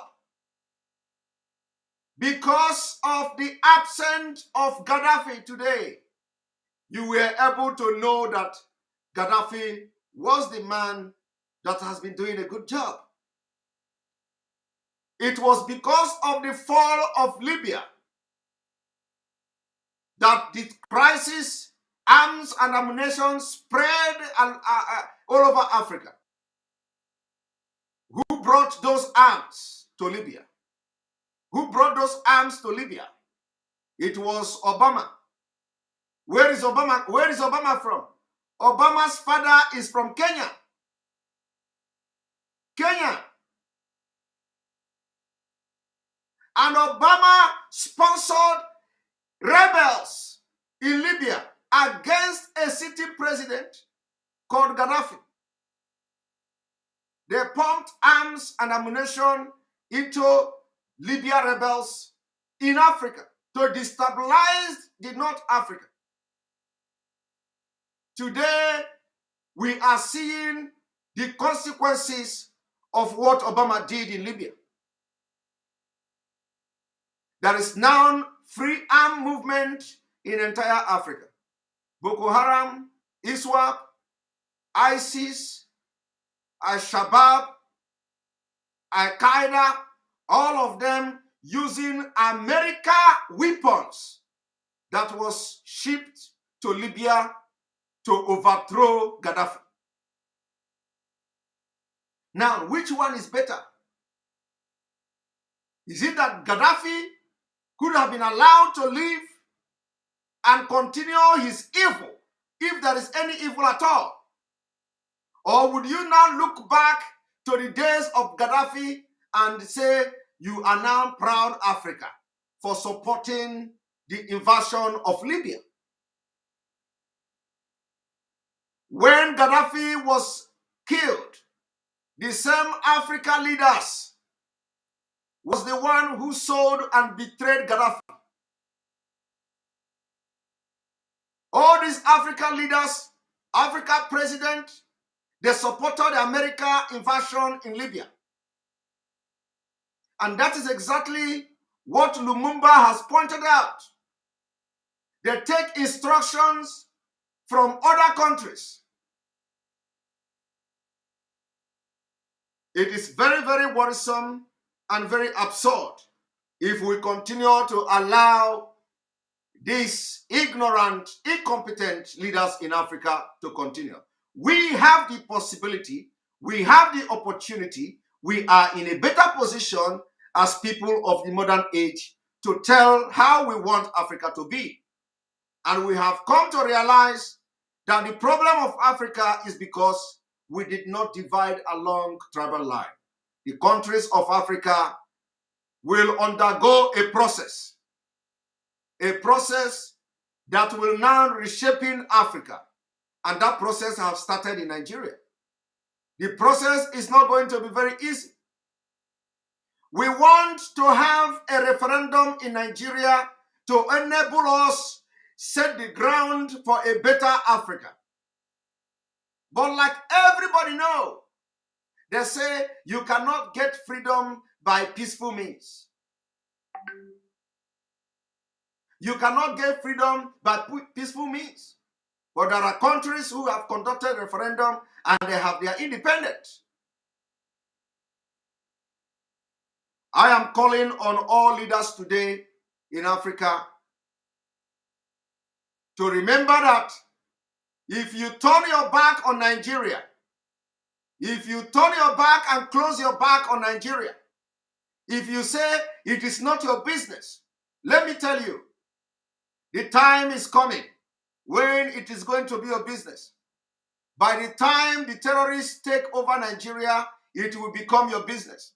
By then, you will be saying, had I known, I would have supported Biafra people. Let me tell you, Nigerians will invade your country for asylum. Nigerians will invade your country for asylum.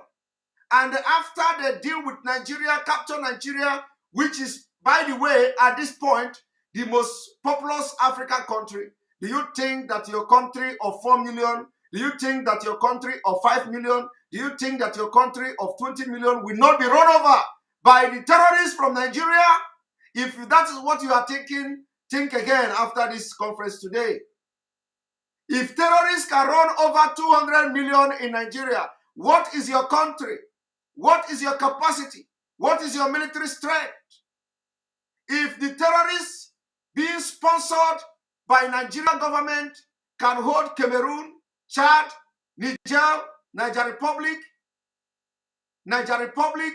and Nigeria to ransom, what makes you think that your country will not be invaded and attacked in due time? What you do to Nigeria today, as you are talking on behalf of Biafrans, you are also saving the future of your own country. If you refuse to do that, the time is coming when the terrorists that are terrorizing Nigeria today will remember your country and they will remember your region. And when that time comes, you must have missed the opportunity you should have used to support Biafrans, to support Biafra independence, so that by the time Nigeria disintegrates, you are going to have Oduduwa nation, which will have military power. You are going to have Biafra nation, which is going to have their own military strength. You are going to have the Middle Belt, which is going to have their own military strength. And without infiltration of the terrorists, without being compromised, we will rise up together and fight terrorists and chase them away from the region of Sahel. When we succeed in doing that, we have made Africa a safer place for everybody. Do not think that today, because of Nigeria predicament, it is not your business. We have Al-Shabaab in Kenya. Al-Shabaab is very active in Kenya, although they are not as active as the terrorists in Sahel. But I'm telling you to think about it. By the time Boko Haram join forces with Al-Shabaab in Kenya, they will run over you people in a couple of months. By the time they found safe haven in Nigeria, make Nigeria the safe haven, put their hand in our oil money, in our natural resources. They're already mining gold and other mineral resources in Nigeria. By the time they find safe haven in Nigeria, they are going to join hand with Al-Shabaab. And once they join hand with Al-Shabaab, I want to know how many population you have in Kenya. It will not take them long to run over you. How many population do you have in Mozambique? It will not take them long to run over you. This is a long-term planning that we all must rise up. As you are solving Biafra problem, you are solving your future problem. Don't say that Nigeria problem does not concern you. So long as you are an African, Nigeria problem is your problem. So long as you find yourself in Africa's soil, Nigeria problem is your problem. We have also had the United Nations, the United States Intelligence Agency reporting that the terrorists were trying to work together in Nigeria. That was 2 years ago. Today, ISWAP has joined forces with Boko Haram. Today, they have elected governor in Borno State in the northeast of Nigeria. Today, they have their own government within government. So if you think that this is not your problem, it is your problem. Professor Lumumba, I must commend you. We want to see more of you, Professor Lumumba, because you are one of the respected person in Africa. You have been the one talking and preaching to government officials in Africa. We want to see more of you because your word is taken very, very seriously in Africa.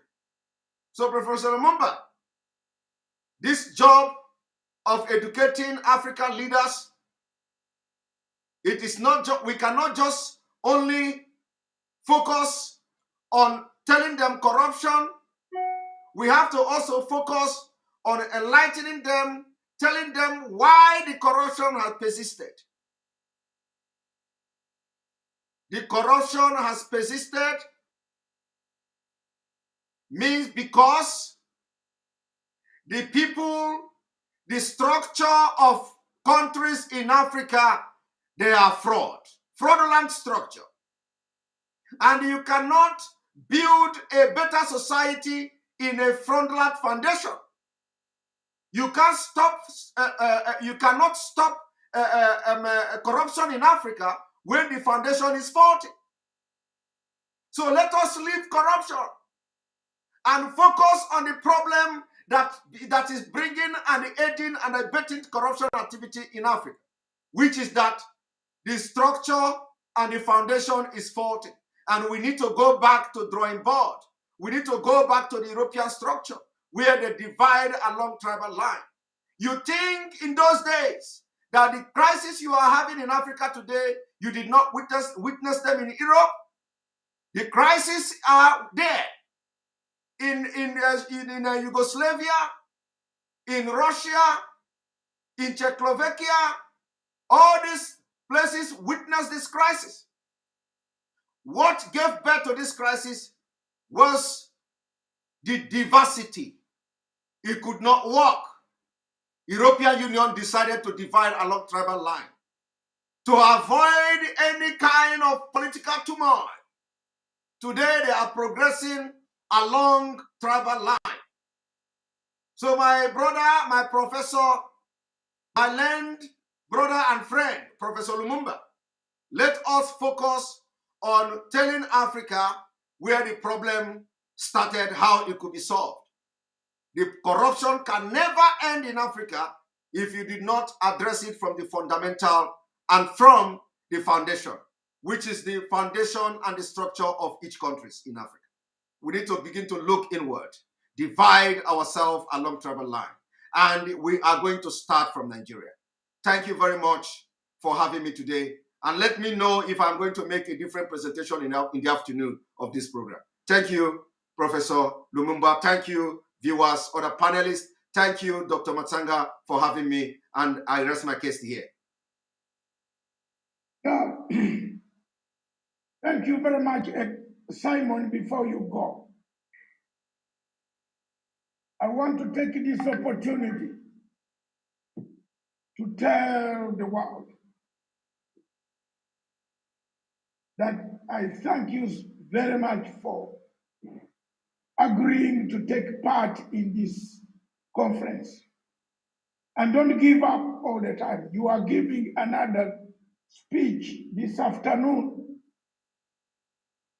after His Excellency President, former President of Mozambique, Chisano, has given us a few remarks. So don't give up. We shall return here about 3 p.m. No, not to return. We are not breaking now. We have a lady coming. You notice that, Simon, you have made a few serious points. I don't want people to lose sight of what you have done, you have said.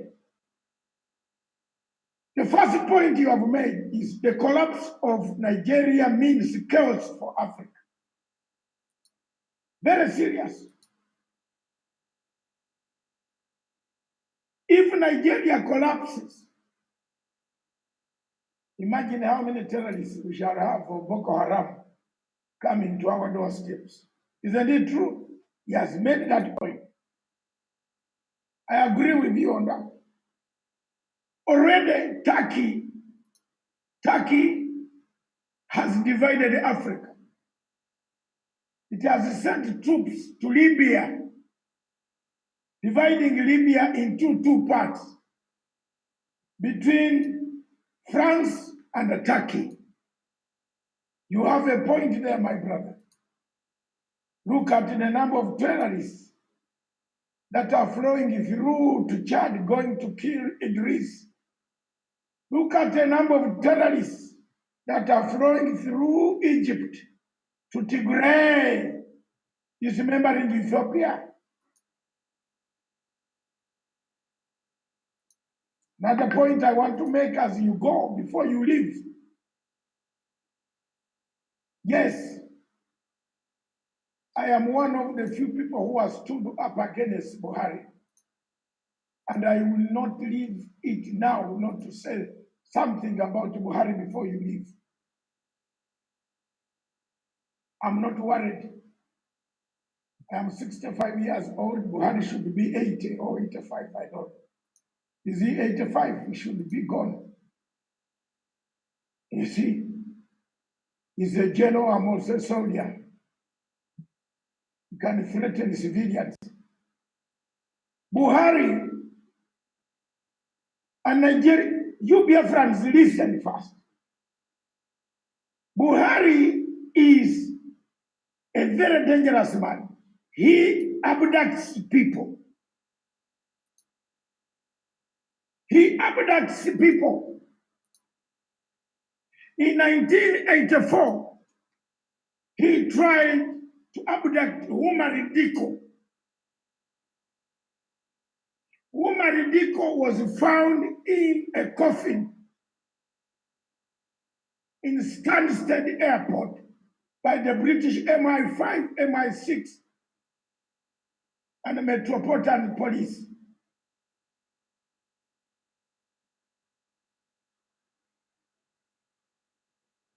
When you are dealing with Buhari, that is his landmark, that is his trade. Buhari trade is to kill, to kidnap. He can kidnap. I have seen a lot of, it could have been in any country. Simon, I want to make this clear. It could have been in any country. Because Buhari seemed to have been following Mr. Nnamdi from London. We seem to be checking, we might be pointing fingers elsewhere. But I want to advise you, Biafrans, to start searching your souls to find out the people Buhari uses to monitor your leaders. I'm telling you today, I have been in a struggle, a nnamdi struggle, worse than Nnamdi Kanu's, for 36 years. I've been having running battles with President Museveni of Uganda. We never saw each other eye to eye. Even when he comes to Nairobi, those days I used to fly out. If he comes to London, I used to make 2,000, 3,000, 4,000 Ugandans to crowd the hotel. And he could be taken by helicopter from Hilton Hotel. This is the Matanga who used to do it. And I kept my faith. I was always ahead of an enemy. And I want to tell you, Simon, today, be ahead of this enemy, Buhari. As an elder, I'm giving you advice. Always be ahead. All leaders of IPOB, be ahead. You might condemn people who are your friends for nothing. But to be ahead, know that the man you have as the president is a kidnapper. Kanu could have been kidnapped anywhere in Tanzania, in Cameroon, in Addis Ababa, because Buhari monitored Kanu from London where he was staying or wherever he was staying. None of us knew where he was. Only Buhari knew his movements. So don't finish anger and destroy anger on other people when the biggest problem in the house is your man called Buhari. Why is he not telling the world how he was able to steal a person? Why do you turn it on innocent people? We are now also, some of us are asking very seriously questions to the world. We are not keeping quiet.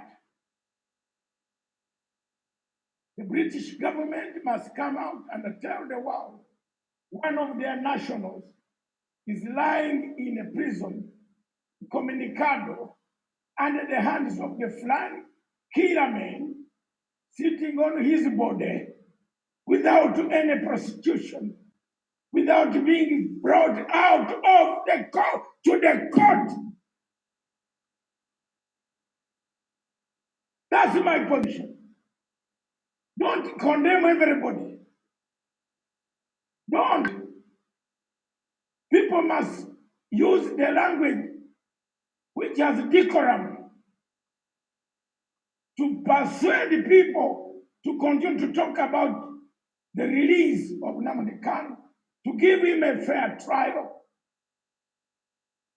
And we are not going to sit here like children all the time. Condemnation. Condemnation must go to the man himself. He's in London hospital, will be there. Organize a demonstration for him to be taken out of the hospital, to be treated in a bunker somewhere. That's the guy. That's the master. You don't play for the second fiddle. Play for the master. The master of this whole exercise is the government of Nigeria. The plane could have landed in Zanzibar. Still, he had a plan to take Nnamdi Kanu. Yes. Yes. Every day you speak, you talk, you insult people. But I want you to take this. See who is the main problem here. The main perpetrator is Buhari. And earlier you pointed this mistake to the British government. Who are those in the British Nigerian High Commission in London who are not working as diplomats, but they are working as espionage agents? Hello? Simon, you hear me today? I hear you, Masanga. Thank you very much. You hear me today? Nnamdi has not fought for 36 years. I've fought a government of Uganda for 36 years. You must always be ahead of them, not them to be ahead of you. For all leaders of IPOB, listen to my lips to them. Don't move carelessly. Don't. I don't want to say many things here. Because after all this, I went back to find what is not supposed to be done. Never, never. And I regret. I should not have, had I known, I should not have done that interview. I would have helped. Next time, those who are near IPOB, listen to me.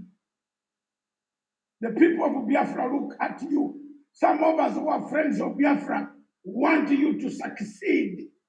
I've told you my father was a negotiator.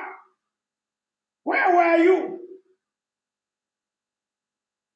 My father negotiated my president, whom I served, and whom I served, whom I left Uganda when I was serving. He's dead, but I still honor him. I've never changed sides. Look at me. Look at me, God. Look at me, whatever he is. What is happening that I'm speaking, the English he taught me. Yes, that I'm speaking the Pan-Africanism, that he told me I should stand firm and speak. But I'm always ahead. That's it. Thank you, Simon. The factor of Turkey. Turkey has become another neo-colonial state on African continent. Turkey has become a new colonizer. Turkey is sponsoring terrorists to dismember Africa.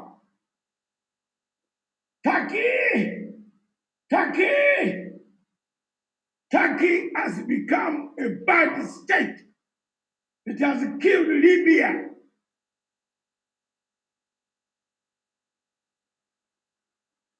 Yes,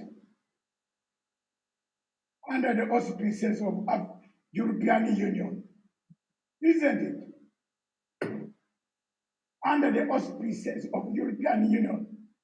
I want you to listen to my paper this afternoon. I've not given my paper. Whatever I'm talking is coming from my political science and international relations knowledge, which I have, which I can talk without any paper on me. But I'm bringing a paper this afternoon. The departure of Americans from Afghanistan means trouble. Why Mozambique is in chaos? Narcotics. Woohoo! Narcotics. Why are we hiding? Simon, I thank you very much. I agree with you with that point. That if Nigeria collapses and there is no Biafra to help us, terrorists will swamp our cities and kill us. The African Union is also captured by another man, a Fulani from Chad. That's why he doesn't talk about Nigeria. He's a Fulani from Chad called Muhammad Faki. He just springs up and goes and brings Israel to divide Africa. Have you seen that?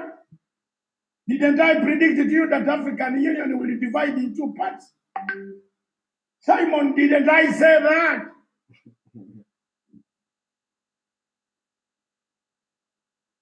Is African Union together today?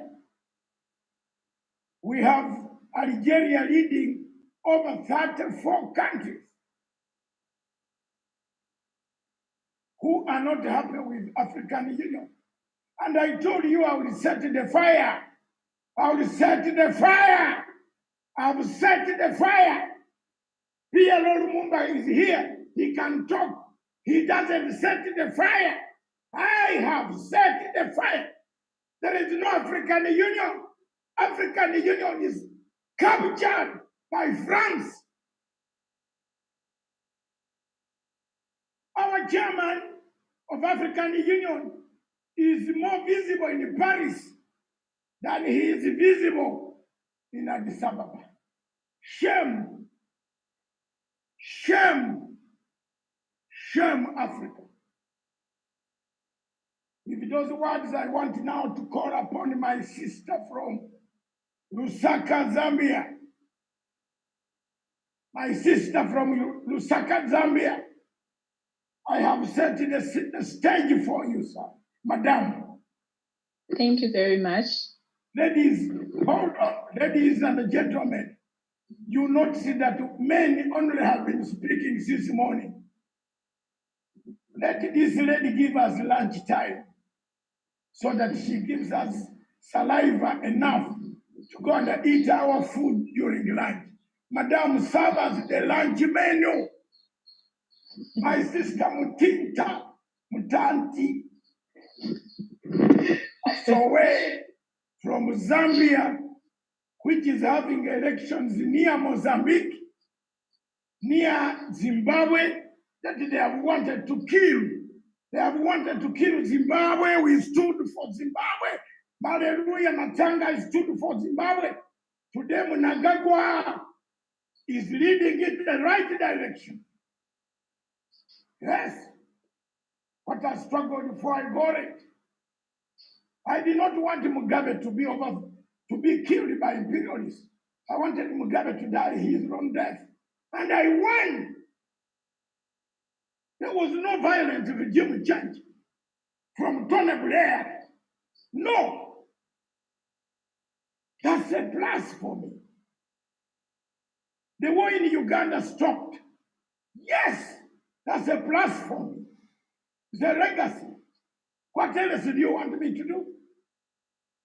President Museveni is getting more votes in northern Uganda because this mouth here went to speak to a rebel who had killed 1 million people to stop killing and sign documents.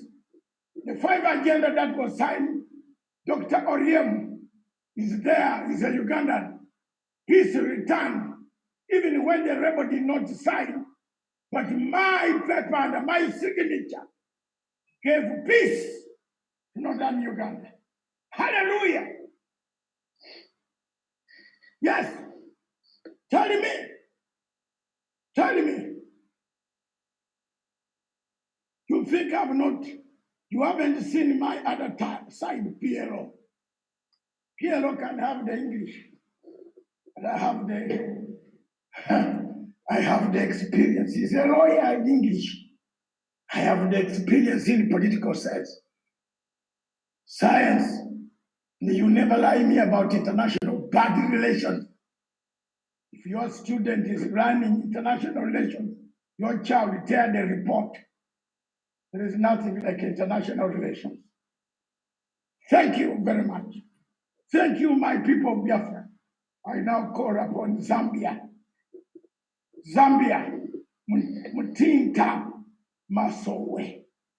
You are welcome. Next, after Zambia, starting after lunch, which will be 2 o'clock. We shall take a break and come back at 2 o'clock sharp. Will be Dr.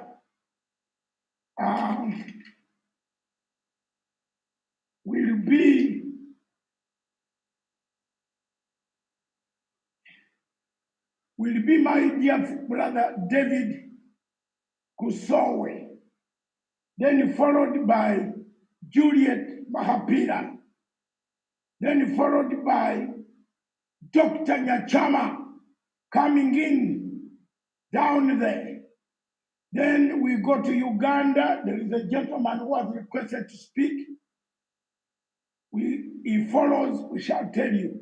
But those people, prepare your papers for Africa. Then followed by a lady from Khartoum, the woman who stood on top of the tank.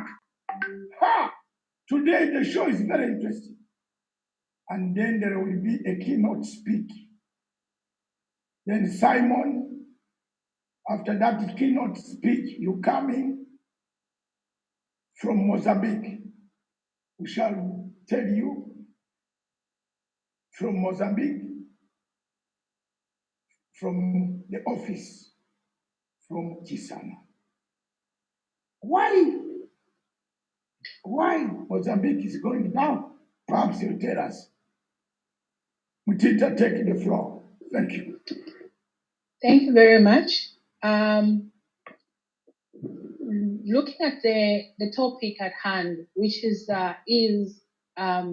EU deployment in African conflict zones for political stability or for their own economic stability. Firstly, I would love to talk about a story that my father always just tells us as siblings in our house. My father always says to us, he tells us to say, you can only defend yourselves if you stick together.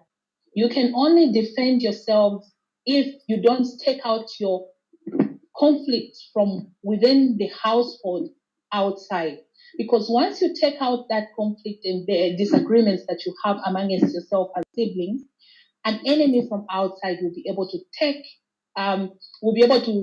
will be able to come in and they will use that against you. So make sure you manage to sort out conflict within the household. Similarly to what is happening right now in Africa in relation to the topic that we are discussing today. Of course, when you look at conflict is as a result of a misunderstanding between two or more people. So in this case, the misunderstanding can come as a result of either maybe political, social, economical, spiritual. It can be in different ways on how conflict can come in. So in this case, we look at the topic at hand on the AU, how it's kind of taking advantage of whatever conflicts that we have in Africa to. Right, all right. Thank you. As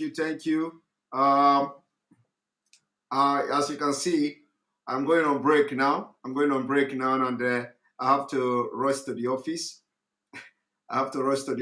And come back again for the evening or the afternoon program, where we are going to be having the the ex-president or former president of Mozambique, and I'm going to also make a different speech, a different presentation from a different perspective. So we are on top of this. We are going to be talking and hitting it the way it should be. So don't miss the next program coming up after my break.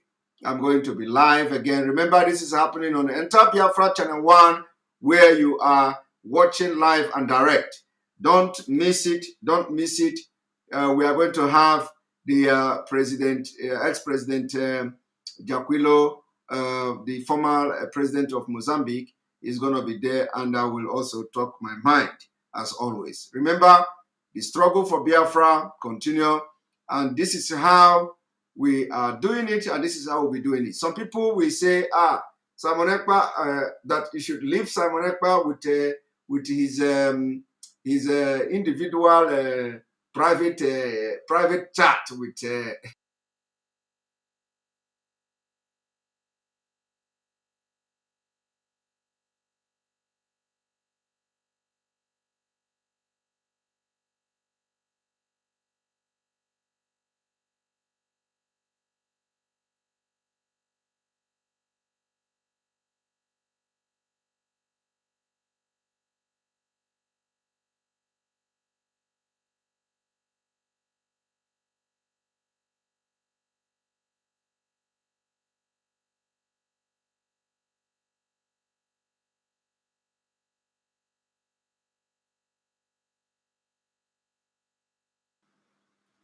Yes, I'm sorry. I think we have some connection we have some connection issue there. So for those who were thinking that this is Simon Ekpa private chat on Punchline Africa, I hope you have seen the private chat. This is how private chat is done. And as we are doing this, we are also reshaping the mind of African leaders who are watching this program. The African leaders watching the program, they will know the truth, especially those who do not, who do not understand, what is going on. We are going to be talking, and we'll continue to talk. So see you in the afternoon. Do not miss the program in the afternoon. We are coming back, and you are going to listen to the presentation or the speech of the ex-president. Let us listen to how they think now, because they are the people who have ruled Africa, who are ruling Africa. So let us listen to how this former president of Mozambique, what is their thought, like how they think, and we are going to respond accordingly, and we are going to address their speech, and we're going to address what he said, and see if we can bunyego de obeluche. All right. Remember, we are going to turn every stone. Thank you very much for watching. May God bless you and bless Biafra and bless Ududua, bless Middle Belt, bless IPOB Worldwide, bless ESN, bless nnamdi Kanu, bless you watching me. Thank you very much. See you in the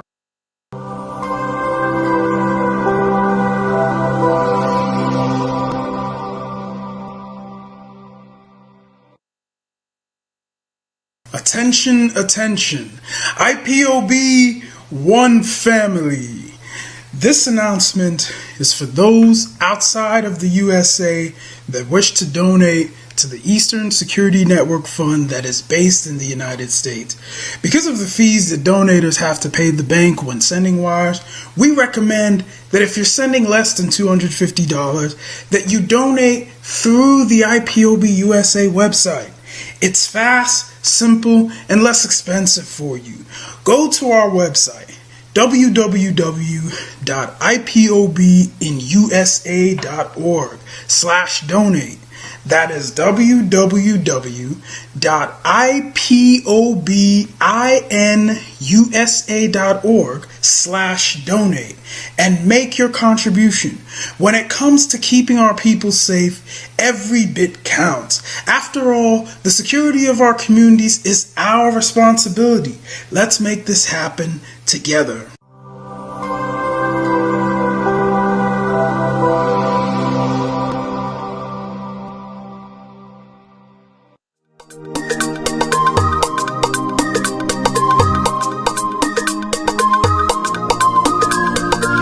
Yeah, Mr. Bella once again. Wisdom, heal it, come on, get up. Say Biafra will not last forever. They say happy up in no go stand. What did they know? What do they know? What do they see? What do they see? If you give me a gun, I will shoot them aside. If you give me a gun, I will shoot them aside. If you give me a gun, I will shoot them aside. If you give me a gun, I will shoot them aside. If you give me a gun, I will shoot them aside. No. Biafra will live forever. Biafra will live forever. Biafra will live forever. Biafra will live forever. Biafra will live forever. Biafra will live forever. Biafra will live forever. Biafra will live forever. Ogerugo manige tetanura. The lovers of Biafra. This is the time we need to come together and fight for what is belong to us. Ogerugo maniga bandizu, what make us a giant of Africa. Ada coaching team na Sugo. Mbogeru ni sina nyama kweno. Hello Lisa Binigwe, out of his wisdom, giving us somebody like nnamdi for this our race mission. Biafra will not last forever. They say happy up in no go stand. What did they know? What do they know? What do they see? What do they see? If you give me a gun, I go shoot them aside. If you give me a gun, I go shoot them aside. If you give me a gun, I go shoot them aside. If you give me a gun, I go shoot them aside. If you give me a gun, I go shoot them aside. Oh no. See you for our hero, how he fought, he never stop. Nnamdi Kanu, but no one will stop, he cannot stop. Biafra only forever.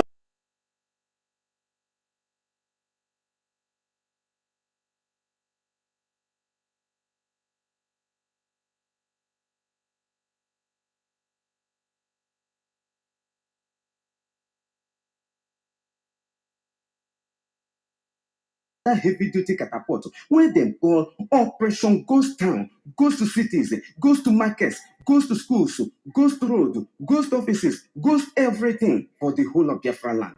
If you not say I dey here, nobody go know where you dey. Now him make the indigenous people of Biafra, where you and me, the proper indigene, don't come to tell how our land will be till they release our leader, nnamdi Kanu, the man who don't sacrifice everything sacrificable for the freedom of his people, including for me and you. If you know like what they happen for Ebonyi, Imo State, Akwa Ibom, Cross River, Iguacha, Anambra, Enugu, Delta, and even for your Domoto, you must join this movement. This one no be APC, PDP, ABGA, no Muneya, Wemegu. No. This one, Operation Ghost Town, plus including suspension of all campaigns and the election in all Biafra land, together with political activities. Governors and politicians in Biafra land must draw their ear down well to hear this instruction. This operation will go kickstart from Monday night August, go touch light every Monday until they release our leader. Son, husband, brother, cousin, uncle, Nnamdi Kanu. Anybody will say him ear, no they hear well. Must understand. Say, drunken fowl go meet mad fox. Stand up for your right now. Stand up for your freedom. Don't give up the fight. As you observe your prayer meeting weekly activities, now so you must observe this Monday's Operation Ghost Towns in Biafra land, for freedom is life. As you know the tire for 40 days praying and fasting with the Tara night, and in Peking, see sowing, you must not get tired of this because you need freedom the way you need blood, need air, need food to survive. The time is now. We must have our freedom. Everybody must join hands. This message is from the indigenous people of Biafra, IPOB, under the leadership and command of Onyendu Mazi Nnamdi Kanu.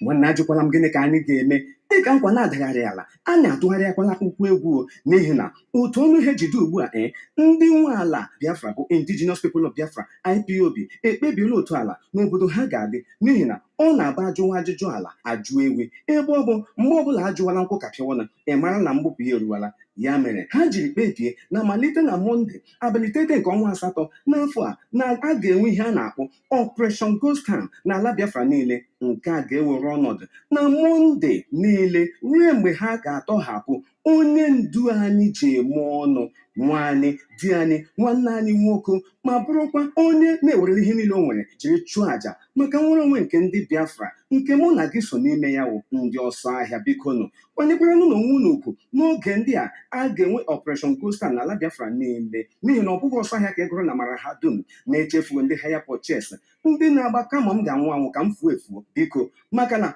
ọkụkọ manya na-egbu marakwa na ọ ga-adịghị ufu ara na-agba ọ bụrụ na mwakpo, ntọrọ, mkpachi, ịchị ọnụ n'ala na ntaramahụhụ ha na-enye nwanne anyị nwoke bụ Maazị Nnamdi Kanu n'ụlọ ndị DSS n'ihi nwere onwe anyị, tinyere mkpamkpa na njinji na-eji n'Imo Steeti, Ebonyi, Enugu, Delta, Iguacha, Akwa Ibom, Abia na ebe ndị ọzọ anyị na-akpọghị aha adịghị mma. Nwanne menu observe ghost town, ghost cities, ghost market, schools, offices na ụmụnne ya niile. Ajụkwala m ese ihe nke a ga-ewetara anyị maka na onye litere ọtọ ma ebe ọ na-aga tinye na onye nọ nkwụ ọka n'ukwu ma ole ọ chara. Chetakwanụ na nkwa adagharịala na ọsọ anyị na-agba abụkpụkwa ọsọ nwaanyị na-agba ya ejide ara aka.